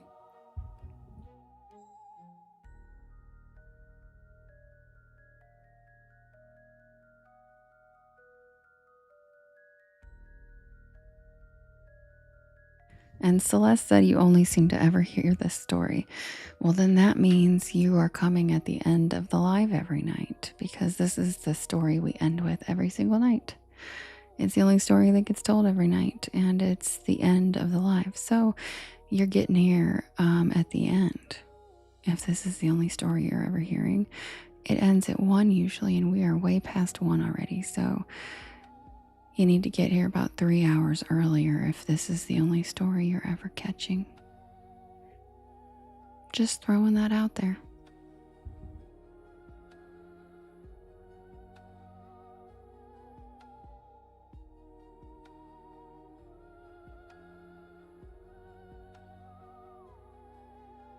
Good night, CJ. Yeah, we're finishing up, but don't worry, I'm here every night, whole world. Every night. And tomorrow is the premiere of the new story, you guys. And you're gonna love it. I hope you guys get some wonderful sleep. And if you can't fall asleep, all of my stories are recorded and available on my YT channel, as well as all of the live recordings. So you can watch the live recordings or listen to my playlist called Bedtime Stories and fall right asleep. And I will see you guys again tomorrow for the new story. If you'd like to join us for the live premiere of that on my YT channel at 7 p.m. Eastern Standard Time. And if not, I will see you guys again tomorrow, same time, same place, 10 p.m. Eastern Standard Time. And don't forget, stay spooky.